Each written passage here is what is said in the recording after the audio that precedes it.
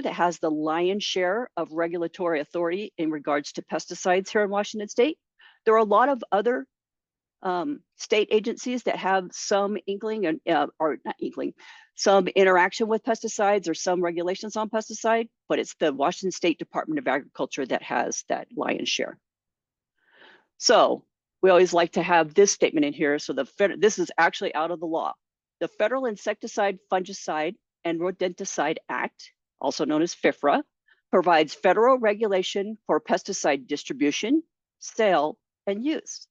All pesticides distributed or sold in the United States must be registered, licensed, by the Environmental Protection Agency.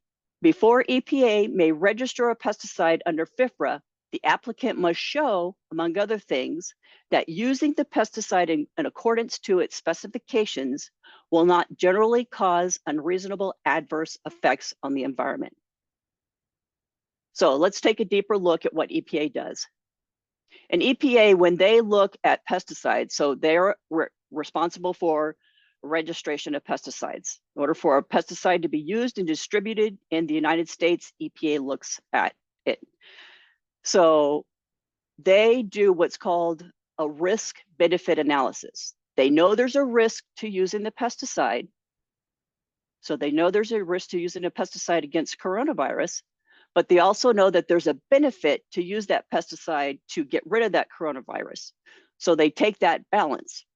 And when they're in the registration of a pesticide and they're looking at it, they look at, okay, we have this product and we know that it's going to control coronavirus, but it also causes some skin irritation. You know, it'll clean coronavirus off the surface, but if you just used it without gloves, you'd have an issue. So they use mitigation measures on the label to address that issue. And that mitigation measure would be to wear gloves. So it's a very strict process, the registration. It's data-based or data where they require data, EPA reviews it, goes out for public comment. They take that comment, they go back to the chemical company and say they have to address these issues. So it's a very long process, 8 to 10 years in many cases. And if you're looking for an aquatic, like for Spartina control, it can take up to 14 years to register that product, to get that label. So they also do what's called use classification. So they decide during registration by looking at the data, whether it's going to be a general use that can be used by the public. They can go to Walmart, they can go to Home Depot, they can go to Ace Hardware and pick up that product and use it. Or if it's restricted. So there is a mitigation measure on that label that says, hey, this person needs to show competency in order to use that product. So they would be restricted use and have to be a licensed applicator to use. EPA also has enforcement. A pesticide applicator needs to make sure they are following the rules and regulations and the label. So EPA is there, if they aren't, to come in and do enforcement. EPA does a lot of enforcement. I was there 3 weeks ago now. They do a lot of enforcement at the ports for things that are coming in from other countries to make sure that they're meeting the requirements here in the United States. So they had some information about that. EPA also has the federal standards for applicator certification. So in order to become a licensed applicator, show your competency, EPA has the baseline for that. And then EPA also does what's called the Pesticide Workers Safety Program. And pesticides have been around for a long time, and EPA gets data in on what impacts pesticides have. It's a requirement of the label and whatnot. So they were seeing that there were a lot of workers that were using pesticides that were being impacted by pesticides. So in 1992, they passed what's called the Worker Protection Standards that protects not only people applying the pesticide, but people who may be going in and not be aware of the pesticide. So people that would go in and be working on, say, an irrigation or harvesting. So now there's protections for those types of people who interact with pesticides. And then here in Washington State, we have the Washington State Department of Agriculture. They also regulate pesticide use in Washington, or they regulate pesticide use in Washington. They do a registration. They also do a registration for use in the state. So just because it's registered at a federal level, it may not be registered here in Washington State. So Washington State looks at whether there is a use, a site on the label. If it's a label just for pineapples, they're not going to register it here in Washington State. We also have a lot, we're a very diverse state. We have a lot of water features. So there are some restrictions on using pesticides in waters. We also have shallow groundwater. So up in the northwestern part of Washington State, we have not only shallow groundwater, but sandy soils. So there's some restrictions on the different types of pesticides used. So during that registration process, that's what Washington State does. Washington State also has a compliance program, and they're compliance and enforcement. So they're not only out there making sure that people are applying pesticides correctly, they're also available if there is a complaint, say someone feels that they were drifted on by a pesticide, someone was impacted by a pesticide application, or someone didn't do an application correctly. Washington State Department of Agriculture will come in and do that as well. Then they have the license program here in Washington State. We take that core federal standards and then change it to what meets the needs here in Washington State.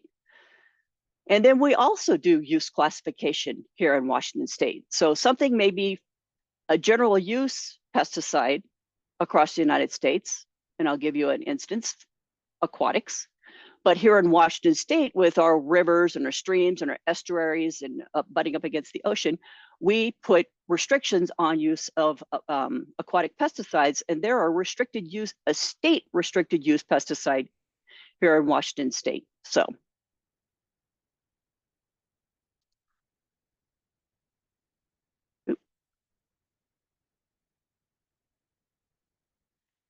All right. So in federal and state law, all products must be registered for an EPA for federal across the United States and here in Washington State, Washington State Department of Agriculture. WSDA can refuse Washington State Department of Agriculture can refuse registration. Like I said, the groundwater restrictions and aquatic restrictions. In rural, there's restrictions that are listed out for the groundwater. There's actually products that are active ingredients that are listed out that have restrictions here in Washington State. High volatile ester 2,4-D is not allowed here in Washington State, and that's the result of our diverse Eastern Washington agriculture. So we have very hot summers here in Eastern Washington. So those high volatile meaning once it's sprayed out, it can vaporize and get into the environment and then move off target. So now we don't allow those in Washington State because of issues that happened in the 60s and 70s. And then some predator control products are not allowed here in Washington State. So someone in Montana, a homeowner might say, well, my cousin in Montana uses this product. Why can't I use it here in Washington State? Well, we have state restricted use on those. So let's go back to the legal definition of a pesticide. Once again, like I said, it prevents, destroys, controls, repels, or mitigates a pest. So it doesn't just like the Raid you spray and it kills the cockroach, but it can prevent that pest from going in a certain area. Bear spray is a pest registered as a pesticide. You put that barrier so you can get out of there. It doesn't kill the bear when you spray it. You know, it keeps it from you, so gives you a mitigation so you can get out of there. Pesticides also include, the definition includes plant regulators. So it is something that retards the growth. It includes defoliants, any pesticide sprayed or dusted on plants that causes those leaves to fall out. And those desiccants, like I talked about, that dry out the plant so then you can harvest per se. It's important to know that here in Washington State Department of Agriculture definition includes spray adjuvants and 25B products. That means that they're not registered at a federal level and looked at a federal level, but here in Washington State, our state regulations allow us to take a look at those, which is a good thing, I believe. Not all states do that. There's a handful of states that do the adjuvants, and then a few more that take a critical look at those 25B products, but that's the legal definition of a pesticide. Now let's talk about those 25B exemption from registration. So This is a part of FIFRA that allows people to have a pesticide product that is exempt from federal registration if they meet strict requirements. One of them is that all of these active ingredients they can only choose from these active ingredients. So there's a strict list of active ingredients, and then there's a list of inactive ingredients, what's also in the pesticide, that they can use. So they have to conform to both of those. The efficacy data is not required because it's not registered at a federal level. So it's good to know that. Here's a example. It's a little blurry, sorry about that, but it shows you that this pesticide product has not been registered by the Environmental Protection Agency. So this is what's called a 25B product. Pretty popular, especially with the marijuana industry. They use a lot of 25B products. The good thing is we here in Washington State take a critical look at them and make sure that they meet the requirements of a pesticide. So when I was working at Washington State Department of Agriculture, there was a corn gluten product that they were trying to register. It was 100% corn gluten. And I was looking at the label. It was kind of interesting. And so I asked them for efficacy data, and they told me that if you took their product, you had to apply it at 1 to 2 foot on a flower bed to keep the weeds from growing. So that was kind of that was kind of interesting to me. So we had a conversation about that, but know that about 25B products. So here is an example of a pesticide label. This has a lot of the things that I've been talking about. We really in pesticide safety education talk about people to read the label first. And then we have expanded that to tell them to read and follow the label. So here you see this one's a restricted use. So when they looked at the data, they said, whoa, this has an issue. We need to address it. They've mitigated it by making it a restricted use pesticide. In this case, it says you must be a certified applicator in order to use that. You see the keep out of reach of children. You see that warning. We'll talk about warning, those signal words. And it talks about this is the agricultural use requirements for the worker protection I talked to you about. So a lot of information, the EPA registration number, it tells you, or that's establishment number. EPA registration number, it tells you, this is a particular product. That number is specific to this product. So a lot of information is on that label. And you have to remember that that label is a legal document. The label is the law. Let's talk about different types of pesticide. We have what we call, back up.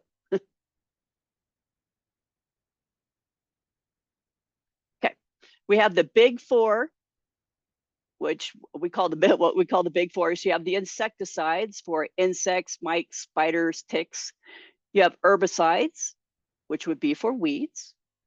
So that side being kill. Rodenticide for rodents, rats, mice. Fungicides, fungi, and somehow bacteria gets lumped in here, sort of. Then other ones that you can be familiar with and are the disinfectants or sanitizers. They kill microbes on surfaces. So they're different than what you put on your hands to get rid of bacteria or virus. That's regulated by Food and Drug Administration. So disinfectants and sanitizers on a surface are regulated by the Environmental Protection Agency. And it's interesting to know that this is the lion's share of pesticides in the United States are these disinfectants and sanitizers.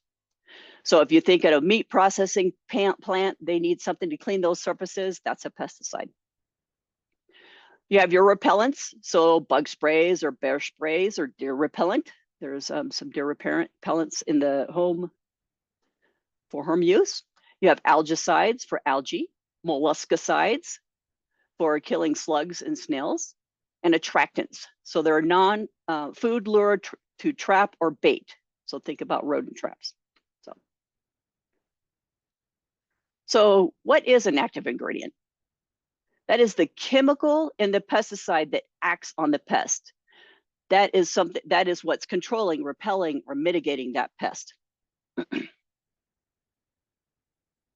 In pest, for those of you that are newer, can be a weed, can be an insect, can be an animal, can be a pathogen, bacteria, fungi.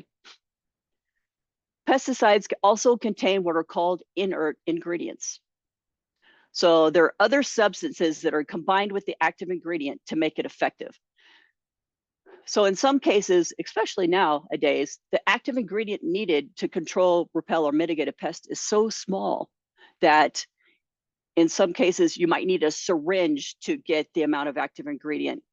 And if you were to use a syringe to do your applications, it would be very easy to apply the wrong amount because it's such a small amount. So they can bulk up that product with an inert ingredient, some water. So now you're measuring out an ounce instead of 1 cc of an active ingredient. So it just makes it easier. Sometimes it helps they know that their product is used on plants that have waxy surfaces or hairy surfaces. So the surfactant will help penetrate that surface, break that surface tension. So EPA and Washington State Department of Agriculture classify pesticides as general or restricted use. And that's on the label. So let's look at those general use pesticides. They typically have a lower toxicity, so impact, toxic to the plant or a human. No pesticide license is needed. But it's important to know those general use pesticides may not be appropriate for home and garden use, and that's what you're going to be using with the Master Gardener program. So those general use, they go in, they take that pesticide and apply it.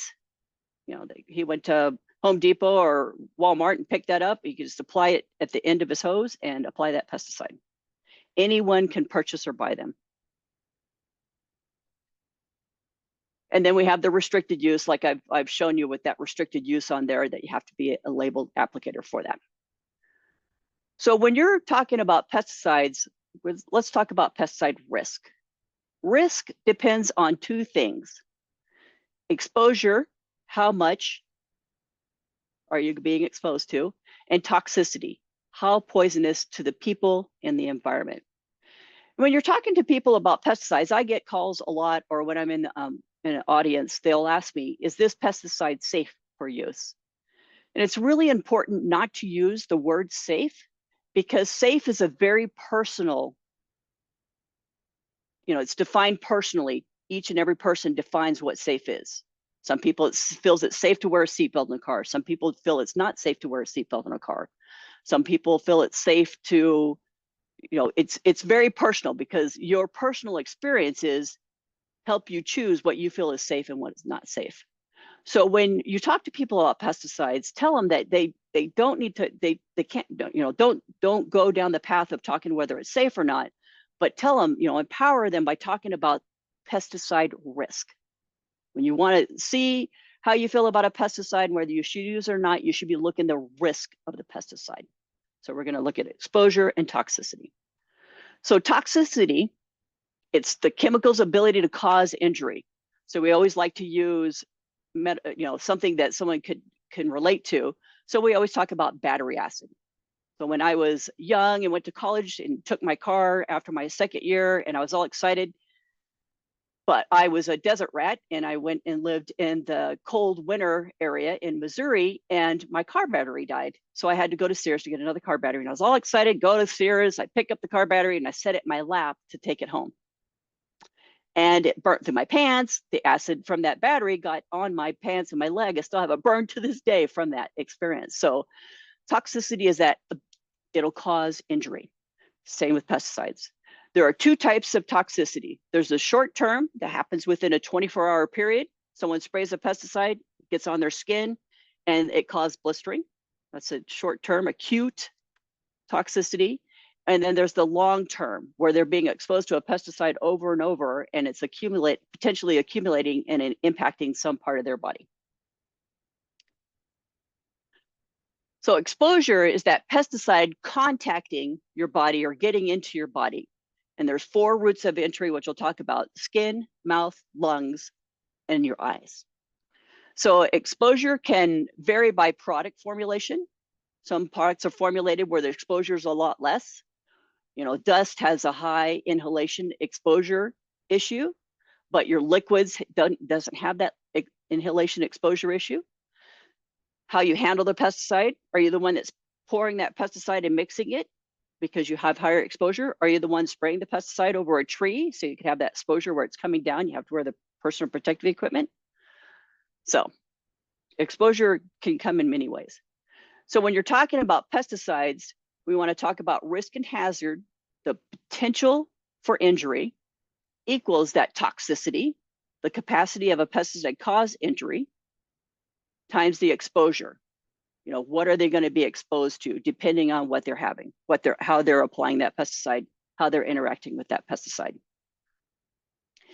And that how a pesticide is formulated can increase or decrease the risk of exposure, which in turn changes that hazard.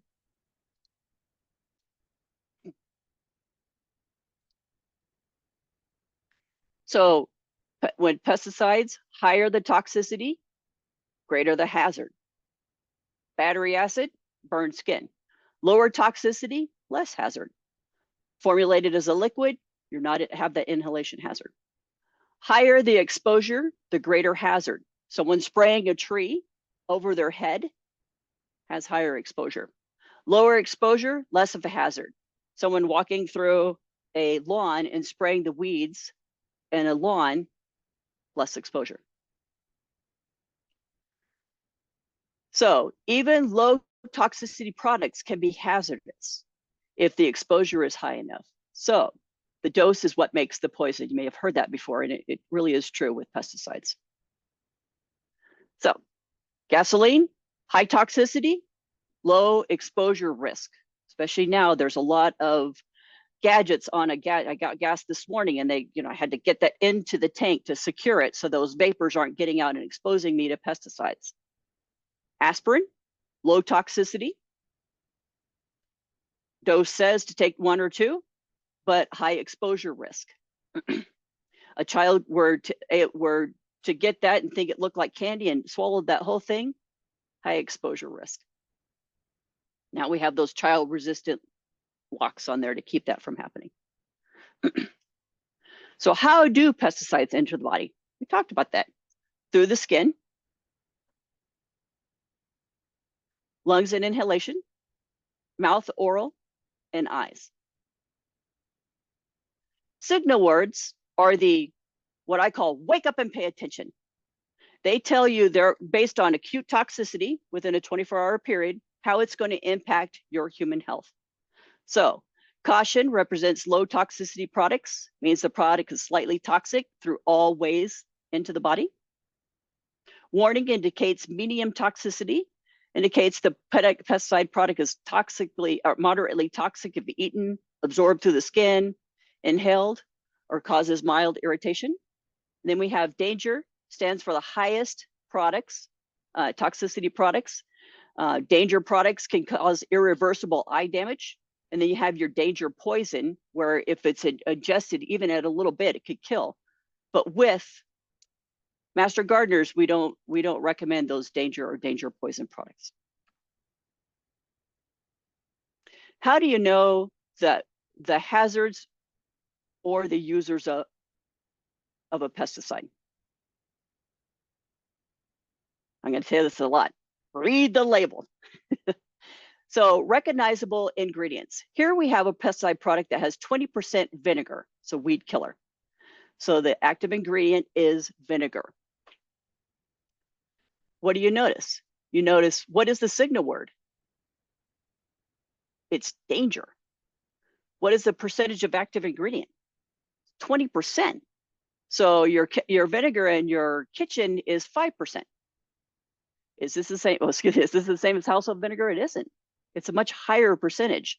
Danger, if you get it in your eyes, it could cause irreversible eye damage. So just to be aware. So let's meet the front label. You have your EPA registration number here. You have your active ingredients. And all those active ingredients must be listed on the label. So this one has 3. You have your signal word, wake up and pay attention, caution, any root of entry could be mildly toxic. And then your keep out of reach of children. So can you use that pesticide? How do you know if you can use that pesticide legally or not? The crop or site must be on the label. So with homeowners, that it's either what they're growing in the backyard, tomatoes, cucumbers, or it may just be ornamentals. Some labels might have specific ornamentals on them, like petunias or tulips.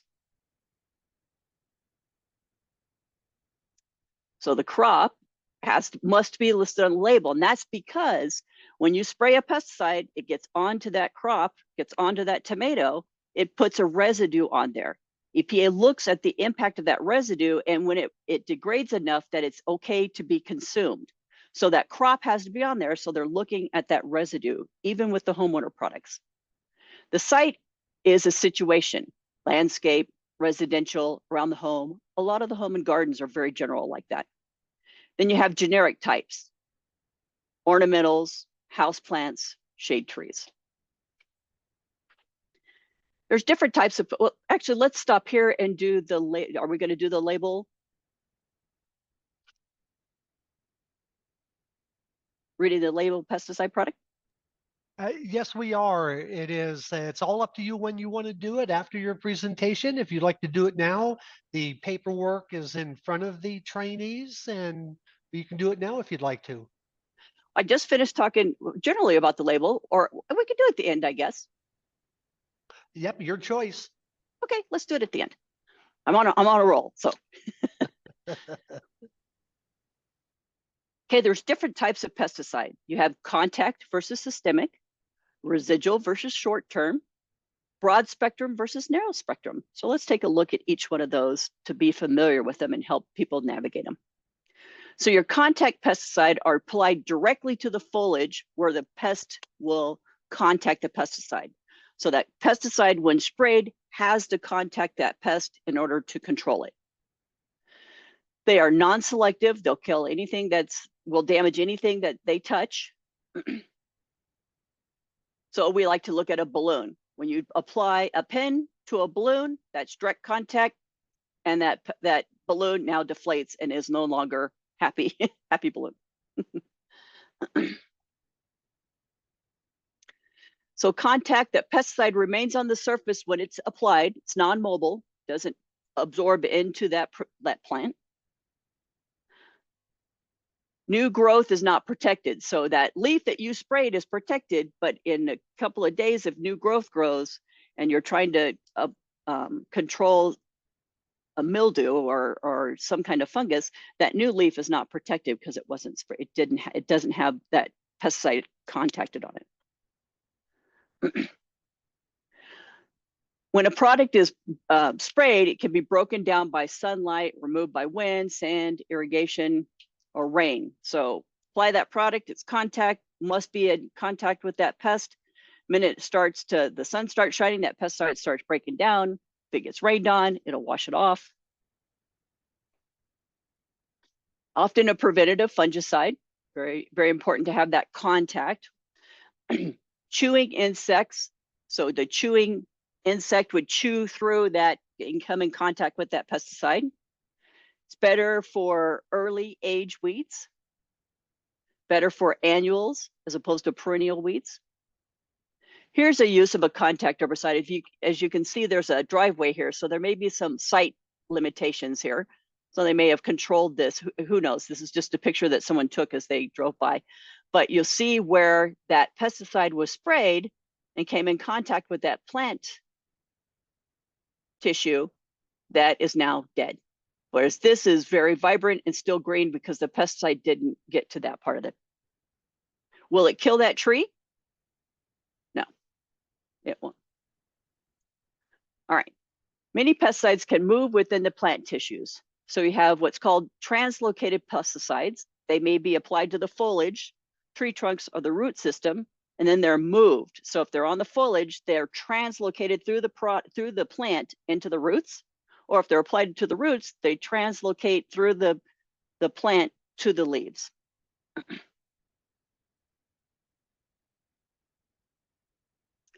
because because the product can move through the plant, coverage isn't as critical because once it gets on that plant, it's absorbed into that plant and then moved. You have this contact versus systemic. Systemic is a pesticide that is absorbed into the plant and typically moves. Xylem moves up the plant, i.e. to new tissue. Can be local, it's what they call local systemic. And then true systemic is phloem, so it can move to the roots to the shoots, or from the shoots to the roots, so it can move both ways. Xylem only moves one way, phloem moves two ways in the plant. And this one, a piercing sucking insect instead of a chewing one, it's got to pierce into that leaf to absorb that pesticide. And it's good on perennial reeds too. So how do you know the type of pesticide? Once again, read that label. So contact or systemic pesticide. Talk amongst yourselves. When you look at this label, is it a contact or systemic? And as you see, it's a systemic right there on the label. So you know that what type of application that is and what kind of pest they can use that for. Narrow versus broad spectrum. Narrow can be applied, narrow is called selective, kills only certain pests. So it will only kill this pest, that the gut of this particular pest. Broad kills many types. So narrow or selective pesticides, one is only kills certain pests. Herbicides, it might kill dicots versus the monocot. Fungicides related to fungi. Insecticides related to insects or type of feeders. Selective depends on many factors. We can control some of these factors and some things we can't control. You know, we can control the plant structure and know the herbicide characteristics, application factors, environmental conditions we can't control. Residual versus short. So residual is something that is persistent. It works for extended period of time. So when they're spraying the roadsides or a fence line, they often will use a residual pesticide. So one that doesn't break down very quickly, one that stays there and works on something or works for an extended period of time. It's not broken down very quickly. It means that pest can come in contact with that pesticide. So new growth coming up with that residual pesticide will not live.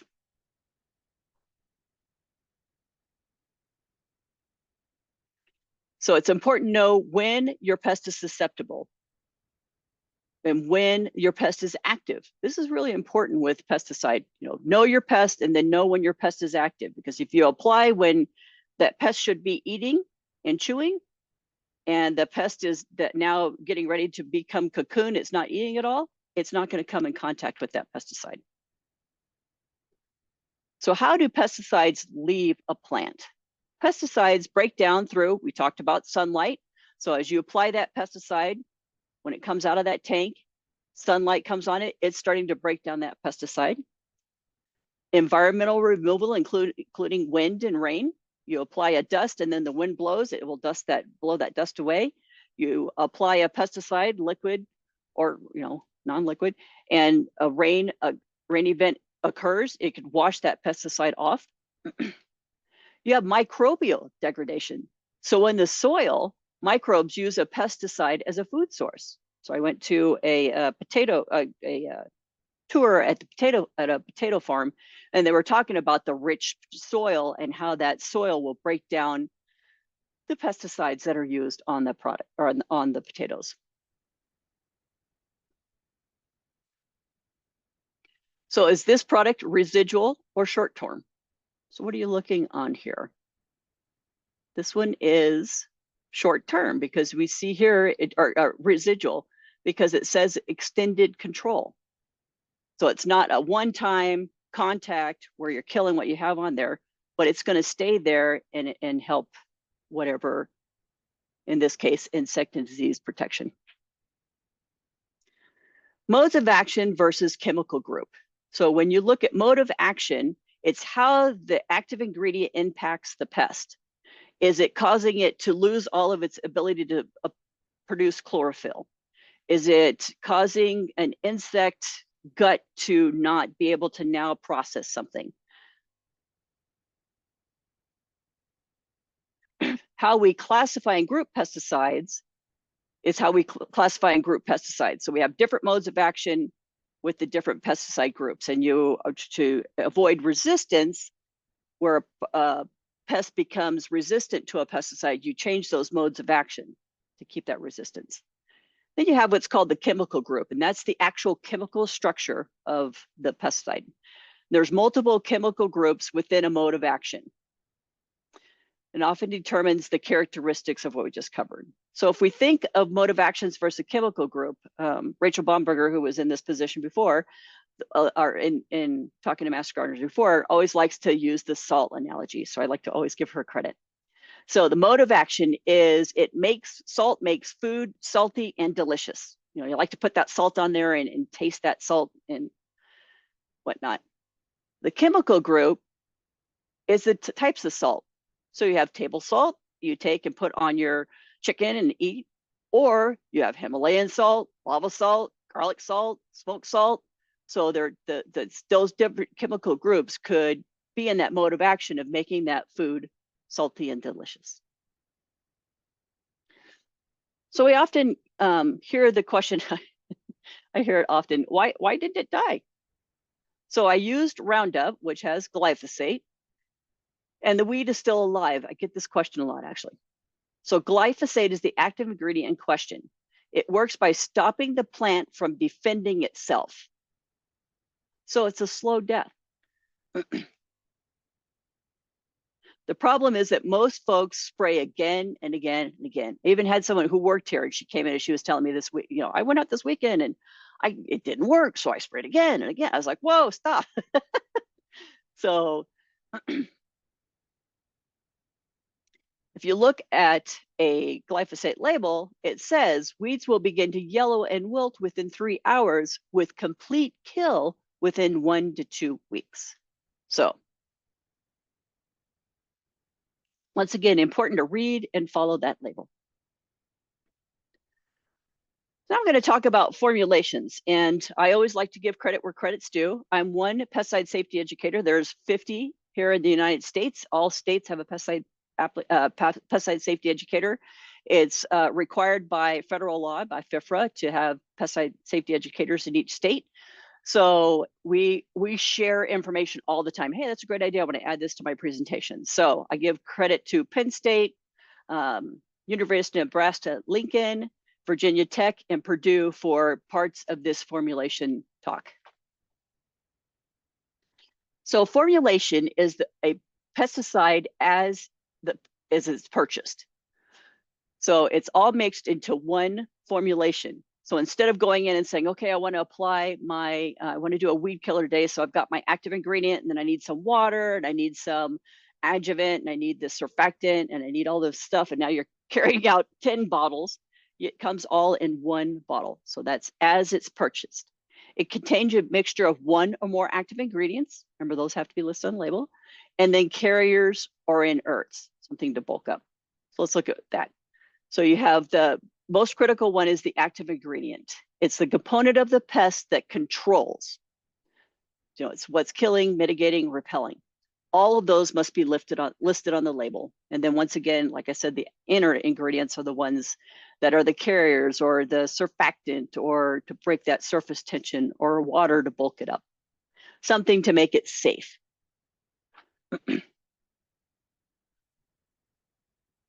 So here is the active ingredients. This one had quite a few. So when you're looking at formulations, you look at 2 different types of formulations.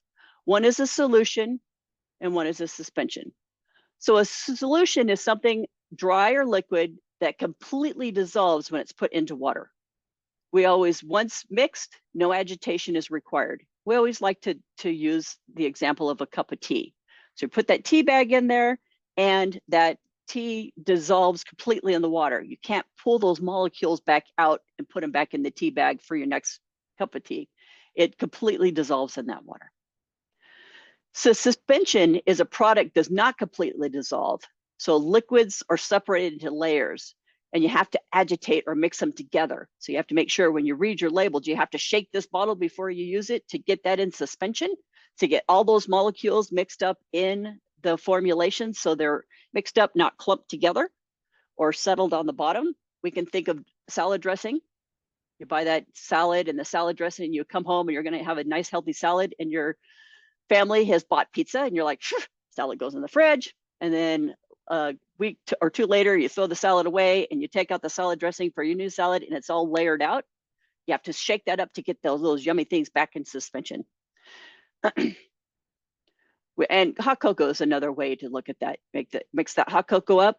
You're putting it into suspension. If you let it settle or set, it'll settle out. Some people like that and then they can just spoon it out of the bottom. But you want to stir that up and keep it in suspension. So let's look at different types of formulations. And you'll see on here little tiny pictures of household items. I always like to equate the formulations to household items. So ready to use is a solution or suspension. So it's diluted to the use rate.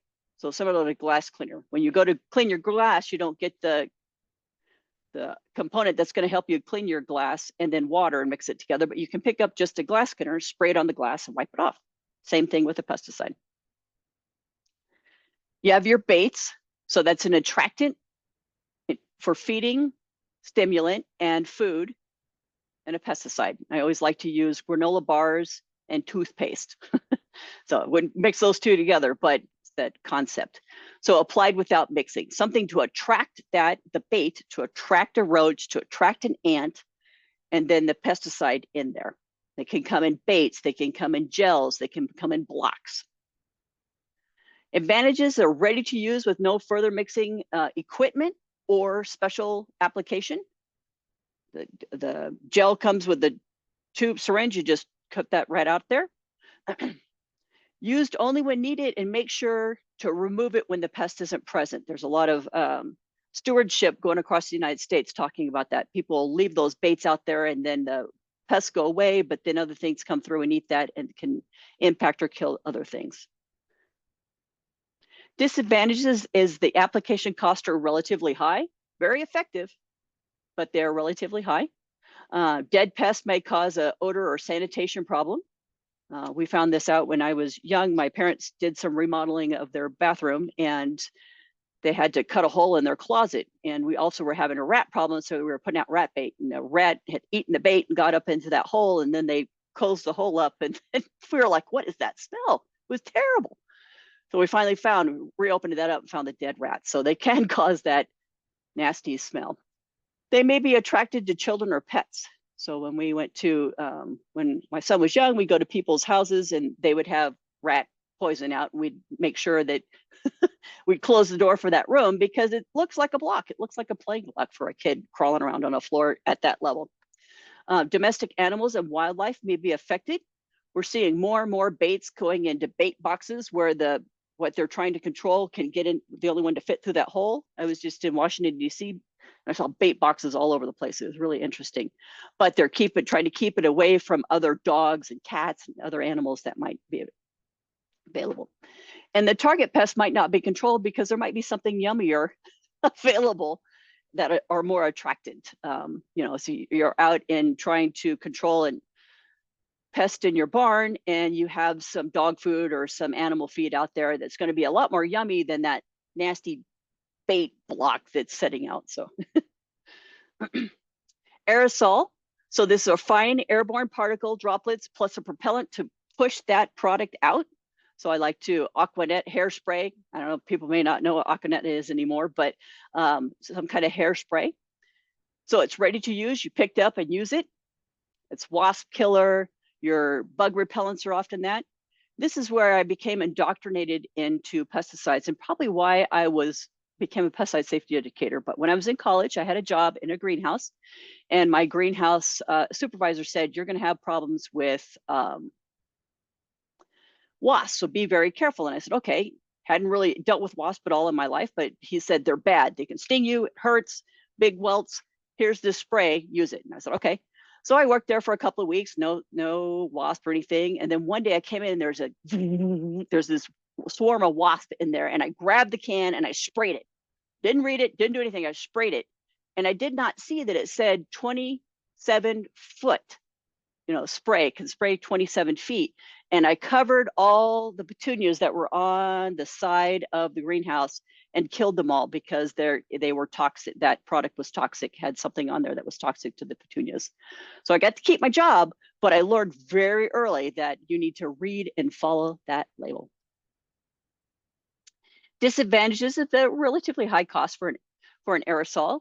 There's risk of inhalation. So if you're trying to look down in a corner at a bug and you spray it, you could get that back in your face. Or if you spray and there's a fan and that blows that fan back in your face. So it's difficult to confine that pesticide to the target site. It's going to spray and drift because of that propellant. And it's very hazardous if the containers are punctured or used or stored near heat because that pressurized canister. There's dust and granules. I like to use foot powder as a example of a dust, because if you put that in your shoe in the summer because your feet are stinky and then you step on your Tiva or your Croc or whatnot, and all that dust goes, comes up all around, same as a pesticide. So dust and granules are really great. They're ready to use.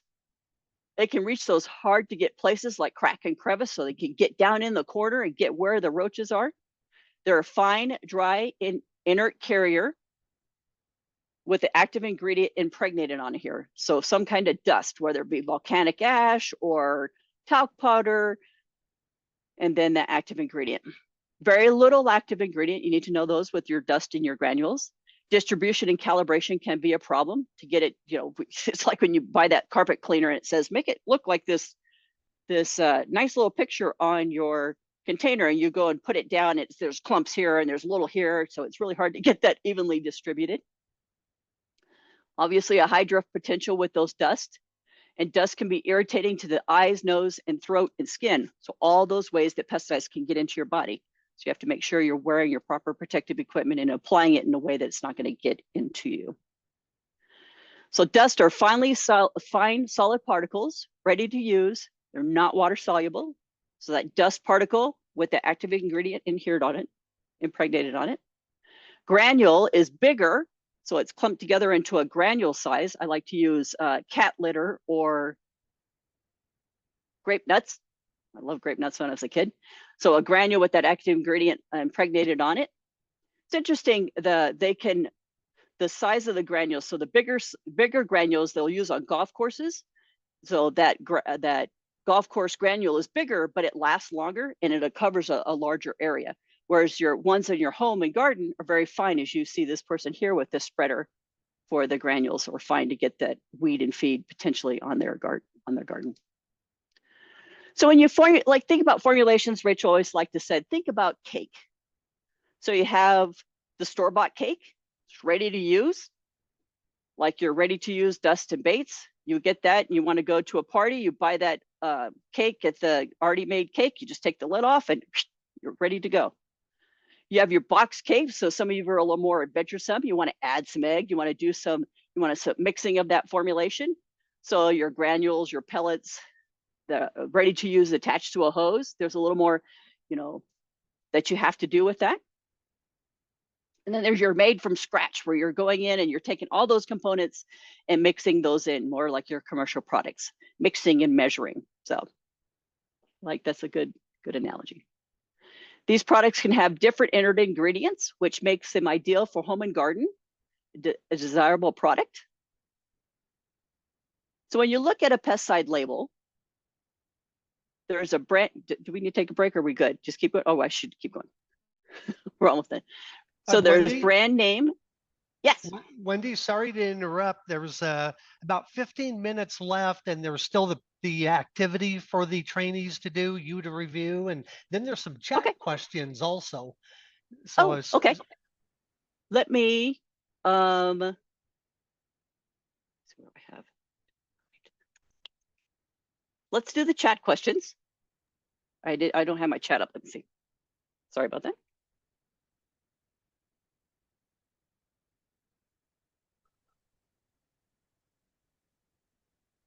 I'm not sure. Well, Sorry. I can help out there, and That'd be great. then let's see here. Many pesticide containers break down with exposure to ultraviolet light and other corrosive gases. What's being done to make the containers more resilient and less prone to cracking and leaking? So we've done a lot of education on proper storage of pesticides. So putting them in, a locked area that is ventilated, that isn't being exposed to heat, so those will start breaking down. So it's really important to talk about proper storage of pesticides, so it's not next to something that might degrade, like a gasoline can or whatnot, that might degrade that plastic. So good question. Does the label have to say if it's a 25B? No, but the label does not have to say whether it's 25B, but it will have that language saying that it was not reviewed by EPA. Why aren't 2D scan codes required for pesticide containers so customers can access all the information and with more user-friendly print and the size of the print? So, yes. So EPA is, I am actually on a national pesticide label improvement program. The biggest issue right now is the legal label, and FIFRA is that product label on your product. They are working with different ways to make so that one of the issues with just not being able to scan a code and see it in a different way is that it's a EPA is really big on environmental justice. So making sure that everybody has access to the legal label. So they're finding that a lot of rural areas don't have that accessibility to get that label, that rural label. So you have that accessibility issue, and then you have EPA's issue where they can't manage those labels because of their old antiquated systems. It'll take a lot of money to change it, but we're working hard on that to make them A, more accessible, B, more readable, C, where they're all in the, each label has everything in the same area as opposed to they're all different. So it's really hard to keep up with everything. So good question. Okay, so frequently, some of the specific plants you want to treat may not be on the label. An example is goji berry or some obscure weed or ornamental. Is it possible to extrapolate use for these situations? So your site, so that's your site must be on the label. So if you're looking at a label and it doesn't have a particular site on the label, like you want to treat petunias, and petunia, you can't find a label that's just for petunias, but you can find a label that is for ornamentals or shrubs that's very generalized that will cover the different site on the label. Now, a pest is different. The pest does not have to be on the label. So your pest that you're trying to control, your dandelions, your weeds, your insects, doesn't have to be on the label. It's not a requirement, but it's important to know that if you're controlling dandelion and it's not on the label, and that's such a ubiquitous, weed, you probably want to look at a different label. Okay, last question before we are ready to start the activity. It was interesting you had mentioned danger signal word and that we are best to avoid recommending that. Now, is that best practice or is that a WSU regulation? We stay away from the danger recommendation. That's a master gardener danger, keep away from the danger poison. Yep. So that's a master gardener rule then. Yep. Okay, well, thank you for that. So Yeah. I am ready to stop recording and giving the students, how much time do you want them to do their activity sheet and then for you to review? Do you want them 5 minutes? Let's give them like 7 minutes and then I can review. Okay, fair enough. I'm going to stop recording. And then for all of the TSCs, we're ready to break trainees into groups and start our activity. There it's over here.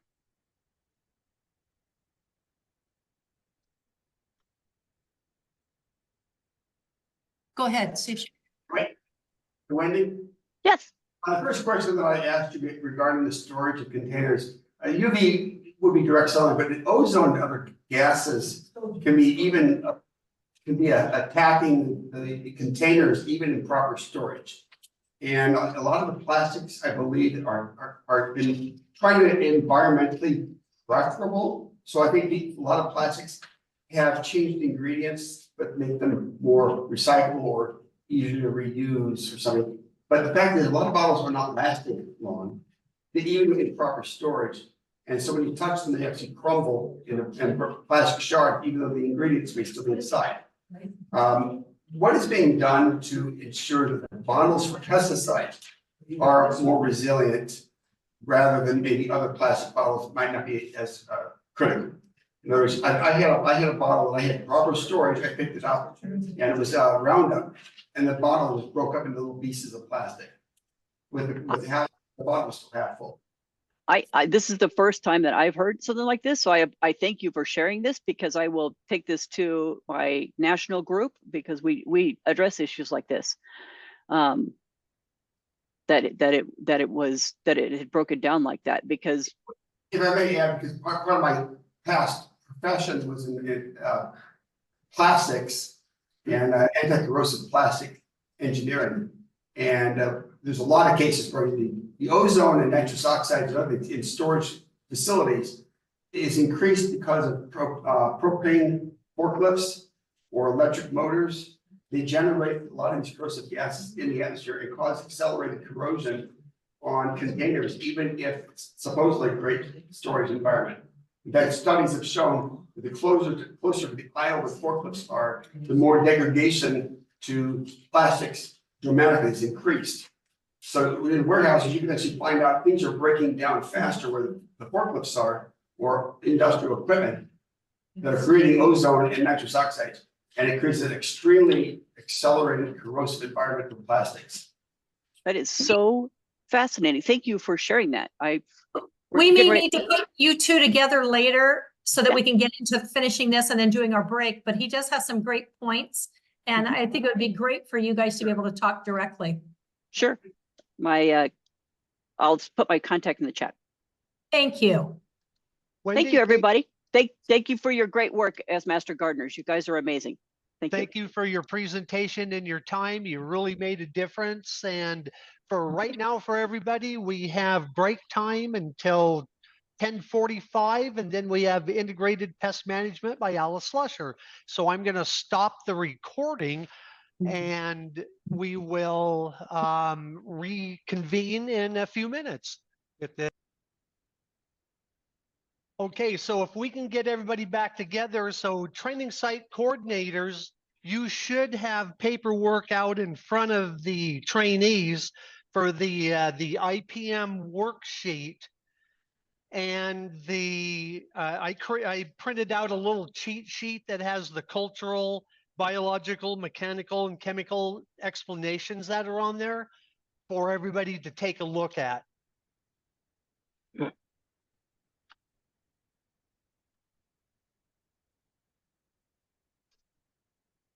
Okay, it is 10:46 right now. We we have Alice Slusher up for us, and I have the recording started on there. And Alice, thank you so much. You've been a key pivotal person in helping me out with getting things started for the IPM and some of the work that you have included. So thank you. I'm not sure. Let's see. Let's try that again. My window didn't show up. I'm going to have to. Let's go over and bring it over here. Maybe it'll be happy over here. There we go. Sorry about that, folks.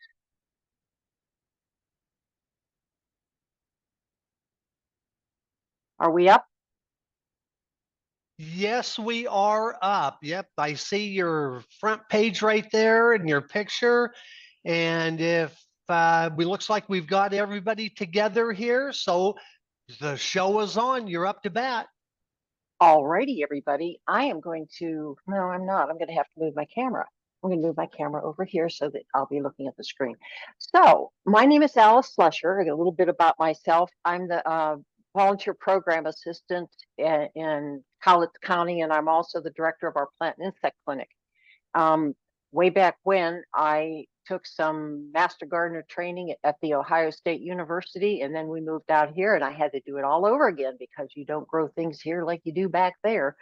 And I was in the class of 2012, and I've been the director of our plant and insect clinic basically since then. Wendy Sue is a tough act to follow.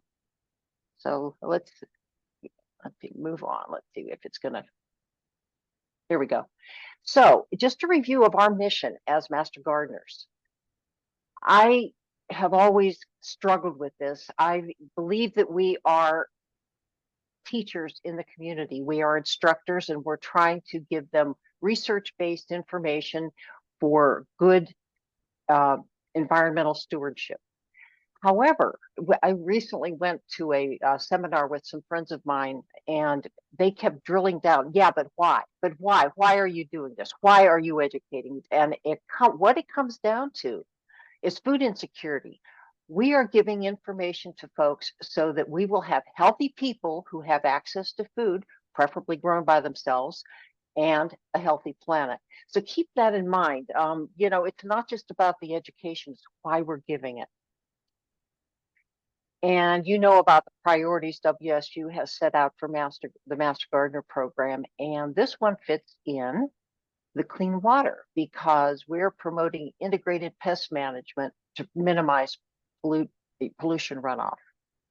And obviously that affects everything. And the IPM strategies we're talking about is going to help us to reduce or eliminate the use of pesticides, at least in our home gardens. And here's what we're going to be talking about. There's 6 important guiding rules. You probably know these, but you may never have seen them listed out. And then we're going to talk about what IPM is, why we would want to use it, and how we can put it into practice. So rule number 1, the insects flying around in your garden during the day are not pests, with the exception of this guy. This is the cabbage white butterfly that I'm sure you've all seen, and you've all seen cabbage white butterfly's baby all over your brassicas. The rest of them are pollinators, bees, butterflies, predatory insects, the parasitic wasps, which are teensy tiny little thing, and they do terrible things to caterpillars and other pests. Aphids too. Oh, really, really cool actually. So pests are stealth artists. They're hard to find. Their coloration blends in with whatever they're on, and they hide under foliage or leaf litter. The second rule is don't assume that the insect that you see on the chewed leaf is the culprit. A lot of times you'll find that the natural enemy is there too. Chemical signals. You all often wonder, how did the plant know, or how did the beneficial insect actually know to come to that plant? It's because the chemical signals given off by damaged plants are very specific and say, help, I'm being eaten by aphids. Oh my gosh. And then the beneficial insect says, I heard that, and in they come. We had a master gardener trainee several years ago that came into our clinic, and this was after we talked. He'd had all his talks. This was at the end of training, with a mason jar full of ladybug larvae. You know, they're kind of funny looking, right? And he says, I've got these all over my plants. What can I spray to get rid of it? And I said, those are the good guys. Those are they're going to turn into ladybugs. And he said, well, I killed them all. I sprayed them all. I said, oh. Anyway, so he thought because they were all over his plant that that's what the problem was. And the funny thing is, just last year, now this has been several years, he brought several samples in to our plant clinic, and the plum trees, several plants in his garden covered with different kinds of aphids. And it didn't surprise me because he's going around spraying things, and it takes an awful lot longer for the beneficial insects to rebound from that kind of treatment than it does the pests. So rule number 3, if it's moving fast, it's a predator. On the ground, ground beetles, road beetles, centipedes, spiders, they move fast. And they have to be because they've got to be faster than their prey.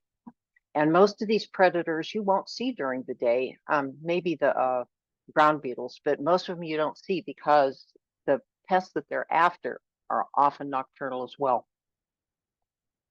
Rule number 4, pests and diseases are picky. And this is something that I'm sure you learned in your plant diagnosis class.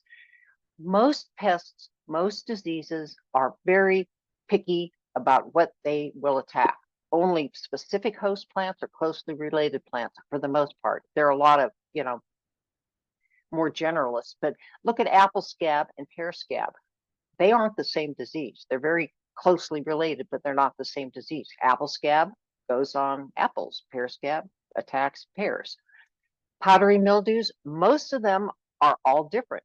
Others are generalists, but many of them, the powdery mildews that affect most ornamentals and let's say maple trees is not the ones that get your tomatoes and your squash. The fungus that cause brown rot on stone fruits won't bother apples. And most aphids are also host specific. Those cabbage aphids, those gray ones that get all over your cabbage, they won't go on to any other plant except for cabbage family. That green peach aphid that we see mostly in our gardens, they'll eat anything. They'll eat everything in our garden. They're a generalist. And what's surprising to most people is that most plant problems that we see in our clinic are abiotic. They are not caused by a pest in any way. And people have a hard time grasping that because they want to do something about it. They want a fix. They want us to tell what bug, what disease is causing it, but it's not always the case. We had a fellow just yesterday actually, that sent us photographs of his corn crop that he's growing in his greenhouse in a raised bed. And the leaves were yellowing and it just didn't look healthy. And he says, something's attacking them. I need to treat these. And what it was, we're going to have him test his soil, get a soil tested, but it was probably a zinc nutritional deficiency. It wasn't getting enough zinc. He hadn't, I don't think that where he's growing things that he had access to real soil. I think it was just overused, commercial soil. So a lot of times it can be physical injury, irregular watering. Oh my gosh, that is responsible for so many problems like blossom end rot that you see on the other side. We were taught at the beginning that this was caused by a calcium deficiency in the soil, and that's not necessarily the case. It's inconsistent watering. If the water gets too wet, too dry, the calcium is not able to be used in the plant. We usually have enough calcium in our soil. Temperature extremes, we've saw a lot of damage over the past few years from that. Chemical damage, that too. Herbicide drift spray can travel between 1 and 2 miles depending on the weather conditions. So, Wendy Sue said that they're liable for the use of their pesticides, but somebody a mile away, you'll never know who it was. So the other thing is rule number 6, and this is my last rule, you don't always have to do something. It may not whatever the disease or problem is, may not impact your harvest or cause actual harm. And if you look at the picture on the right, this is the areophyid mite on grapes. Looks terrible. This is early in the season. It doesn't look too bad. Later in the season, the leaf turns crispy and brown and it looks terrible, which is when we usually get it in our clinic. But by then, the mite is gone, and it doesn't do anything to harm the plant. It doesn't do anything to impact how many grapes you get. So sometimes you can just let it go. And often there are enough natural enemies present to control pests, and you need to look for those before you go doing something about it. If you get to a plant, for example, this areophyid mite or holes in your leaves, take a picture of it, note it down somewhere. And luckily with our phones, it actually shows us what date the picture was taken. And maybe 3 weeks before, go and review it. Go back and review it and keep an eye out, a very close eye out to see if it comes back again. I have all my photographs on Google Drive. People with iPhones can do the same thing in their cloud thing. And I have all my garden things in one place so that I can go back through those and just page through it and see what I thought was important that month. So now we're going to get into IPM. And there are 5 steps. And what they're trying to do is to get all these different ways to manage problems into use before we ever get to chemicals. And most of us are trying to be organic gardeners, and this is a really great way to go that way, even though there are times when pesticides are necessary. So why would we even care? The thing is, it embraces a lot of different strategies that will help to get rid, or at least control, some of the problems we have. And that includes physical, mechanical, which are, well, we'll talk about that later. Cultural, the way we grow things, and biological controls. We need to shield our waterways from pesticide pollution. We are in a drought situation right now. The government said that we're in a drought emergency, and we've got to protect our water. I know we've had a lot of rain, we had a lot of snow, but it melted early. There's no snow melt, or very little snow melt, or not enough snow melt to sustain wildlife later in the season. I don't know how much that's going to impact our, how we use our water, but it's something to think about. IPM protects people, pets, and wildlife from pesticide exposure. And the other thing is, we're trying to get an eco-friendly pest control routine. This is one thing we really need to teach the public. We need to learn it, use it, and we need to teach the public. And we also need to protect pollinators and beneficial insects, because they are the ones that will protect your gardens. This will be a really great way to protect things and not have to use pesticides, or really reduce the use of. So, sounds boring, right? It's not. What if I told you that it's an easy way to have a great garden? Doesn't take much effort on our part, and we can tell other people about it and maybe get things on a roll. So, step 1, go out every morning with your cup of coffee, a glass of water, orange juice, whatever, before you go to work, before you start your day. Take a look at things. If you're watering your plants, that's a really good time. Obviously, you're watering them at the soil level because you don't want to get the leaves wet. But when you're watering your plants, look at the leaves. Take that time to zone out and look at the leaves, look under the leaves. What do you see that might be a problem? Is there any damage? If there is, what's causing it? Which brings us to the next part of the monitoring part. You've got to know what's causing it before you can strategize a plan, right? You can't go where you're going without having a destination. But remember rule number 2, that you don't want to assume the insect on the chewed leaf is the culprit. And one of the things that will really help you to think through this whole thing is keep in mind what happened weather-wise in the past week or so, or the past month or so. You'd be surprised how much damage is caused by these changes in weather. And we're going to have more extreme weather as climate changes occur. So again, we're trying to identify what causes the problem. Similar damages can have different causes. This is bird damage on the left. It could very well have been some other insect damage with chewing mouth parts, right? It could have been caterpillar. It could have been a slug. But this particular one is bird damage. This is on a sunflower seed. My brother sent me this, or sunflower. My brother sent me this picture. He says, "What the heck is doing this?" And I said, "I don't know. What plant is it?"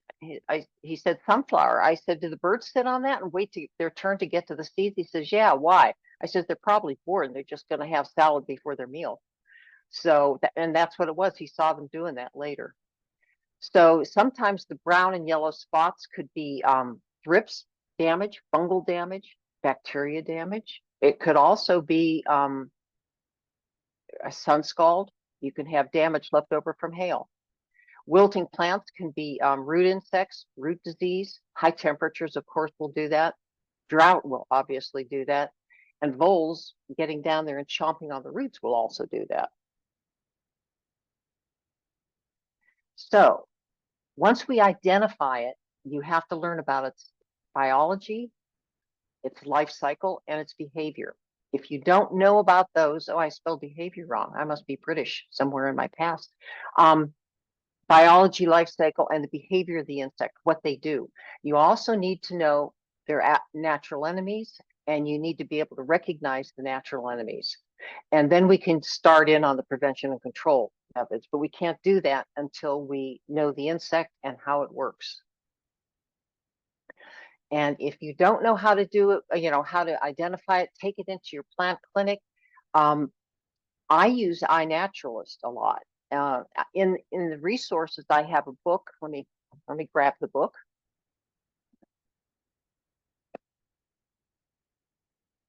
Again, this is also in the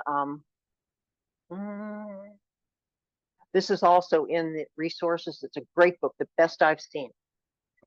And there's also a link there to a site by an entomologist who lives in BC, Vancouver, BC, just north of us. And she must have, oh man, thousands of common insect pests that are in our area that you can just kind of page through and see if you can find out which one is ours, which one is the one you're trying to identify.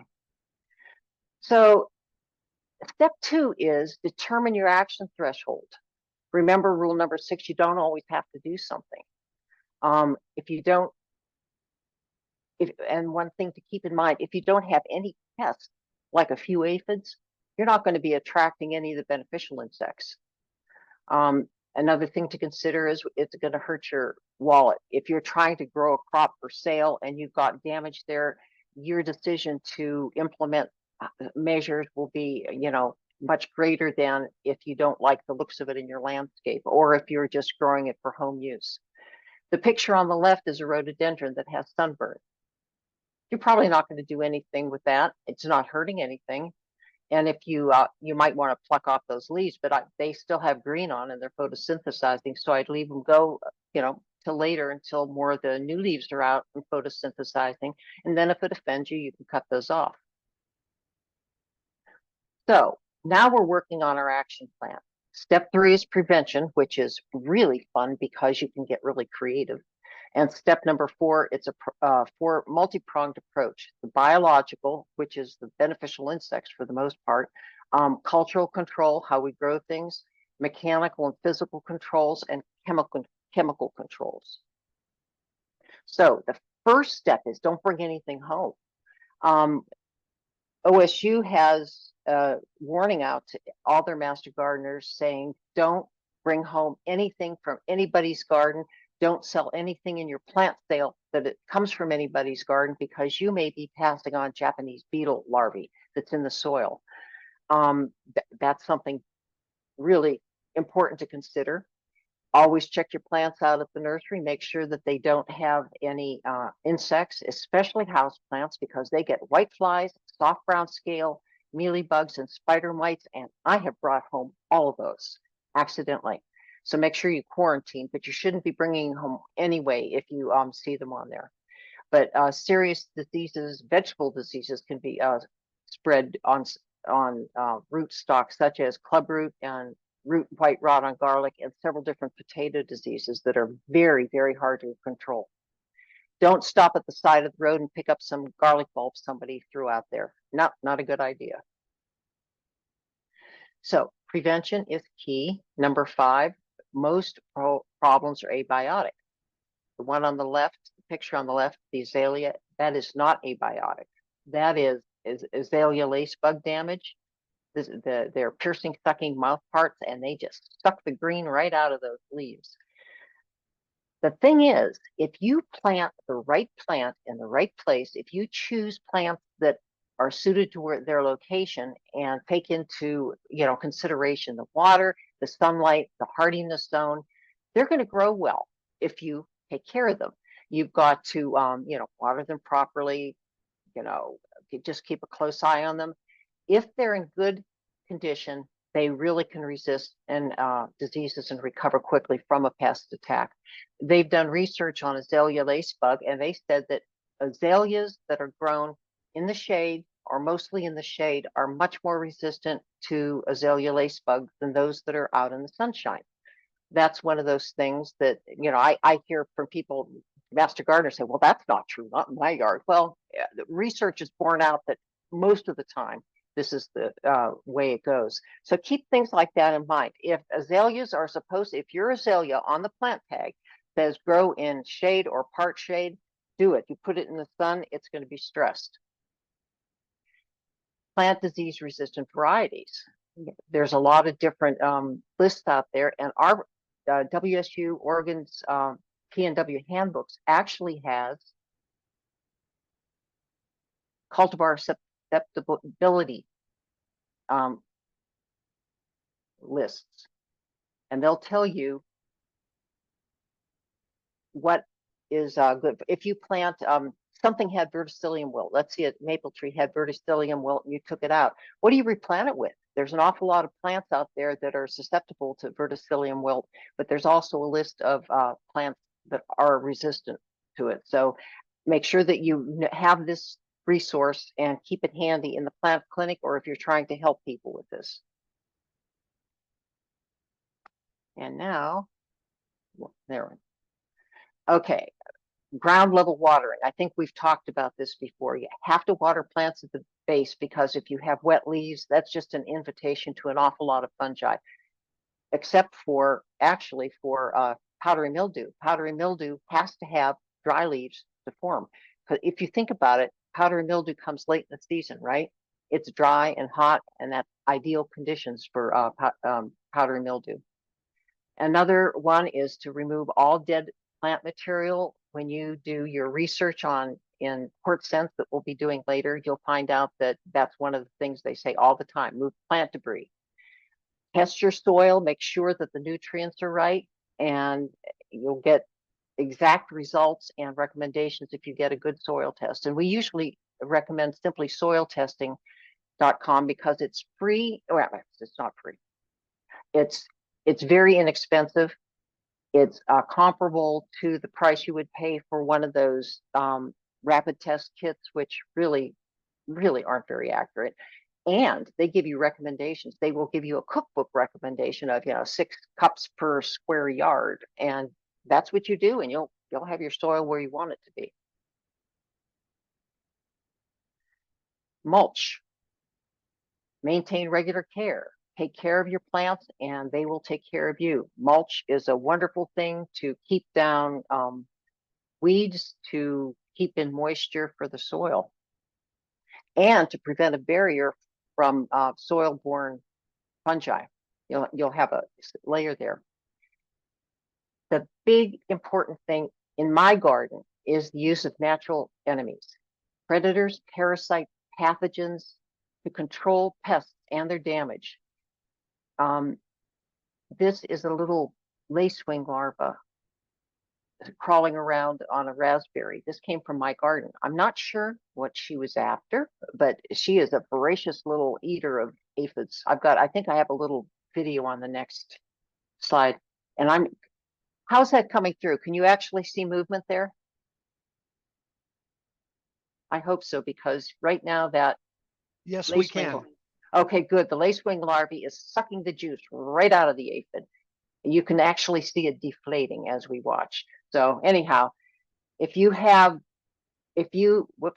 cultivate a garden that has homes, a habitat for pollinators and beneficial insects, they overlap, of course, then you're going to be able to have these beneficial insects right at hand.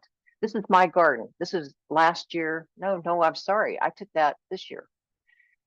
To create a pollen. Oh, I guess Elena is going to be talking to you about pollinators, and that is one of my favorite topics. I get so excited when I talk about it. I've got a talk prepared too. But some of the guidelines are have at least 3 species of flowering plants with continuous bloom of something all season long. Plant in large groupings, not just a flower here or a flower there. get a bunch of different kind of plants that have different heights, textures, type of flower shapes. And if you plant the natives along with the other plants, you'll get a wider variety of pollinators. You should also have a water source for your insects. So you would want to fill a saucer with pebbles or rocks so that the insects won't, they can have water, but they won't drown. They'll have a way to get up on the beach. Have a messy garden. This is the back of my yard. You want to create nesting opportunities for all of these beneficial insects. There are a lot of bees that nest in the ground. Some of them nest in leaf litter.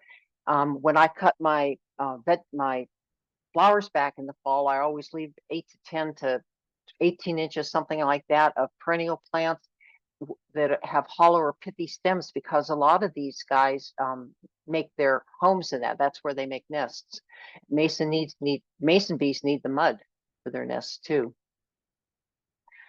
And the most important thing is to limit or eliminate pesticide use in your garden, because you know that if you use pesticides, they kill the bad guys. They sure do. But they also kill the good guys, and the bad guys recover much quicker than the good guys. So this is what I've got growing in my garden. Your mileage may vary, but I've had very, very good luck with this. I haven't had any significant pests in my garden for 3 years since I've been doing this. I usually get aphids, and I leave them alone because that draws in even more beneficial insects. If you're going to grow anything, this sweet alyssum, it's that little tiny, the little flowers that you see people growing as kind of like ground cover almost. This is an incredible attractant for a lot of the very, very tiny wasps, parasitoid wasps that take care of aphids and other problems. And this is my feline pollinator assistant. Isn't he cute? So I always get questions about, should I purchase beneficial insects? Not unless you're in a greenhouse situation. When you purchase ladybugs, their collection techniques are not so hot. They go out and grab these wild colonies that have, a lot of them have disease, and then you bring them into your garden. Number two, when you release them into your garden, they fly away because they don't know that there's any problems there.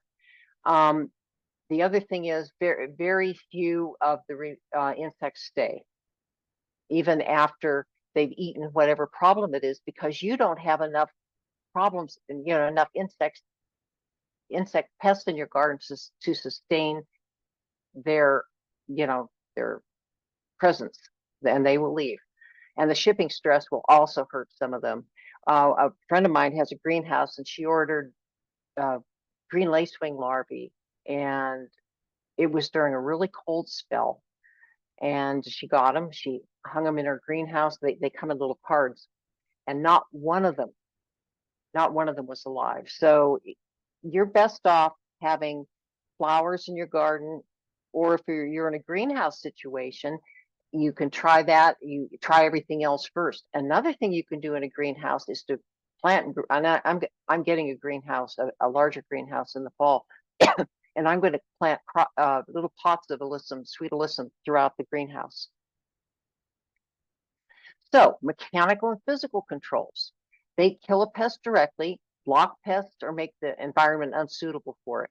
So you can trap them, and we'll look at some traps. And the physical controls would be things like mulches, barriers, and screens. Here are some examples. Floating row covers, boy, those are so useful for so many crops, and we'll cover some of those. These collars made of cardboard, tin cans, aluminum foil, this plastic cup, they'll help to keep cutworms that will chop your plant off, like right about there. You'll put all these nice little seedlings in your garden, you come out and they're chopped off, gone. And a lot of times that's cutworms. You'll never see them because they're nocturnal, but you'll find the results in the morning. Kale and clay is like Christmas tree flocking. You spray your fruit with the kale and clay, and it prevents the cobbling moth and the apple maggot from laying their eggs. It's also a pain in the neck because you have to spray again as the fruit gets bigger. So there are other ways to protect fruit. This is my little apple tree in the back. I do a talk on apple. I keep growing fruit trees too. And one of the things I can't recommend strong enough is to have a small tree, dwarf trees. It has to be something that you can manage, that you can protect. These big trees, you can't protect them from codling moth or apple maggot. There's nothing you can do, very little you can do at the top of the tree.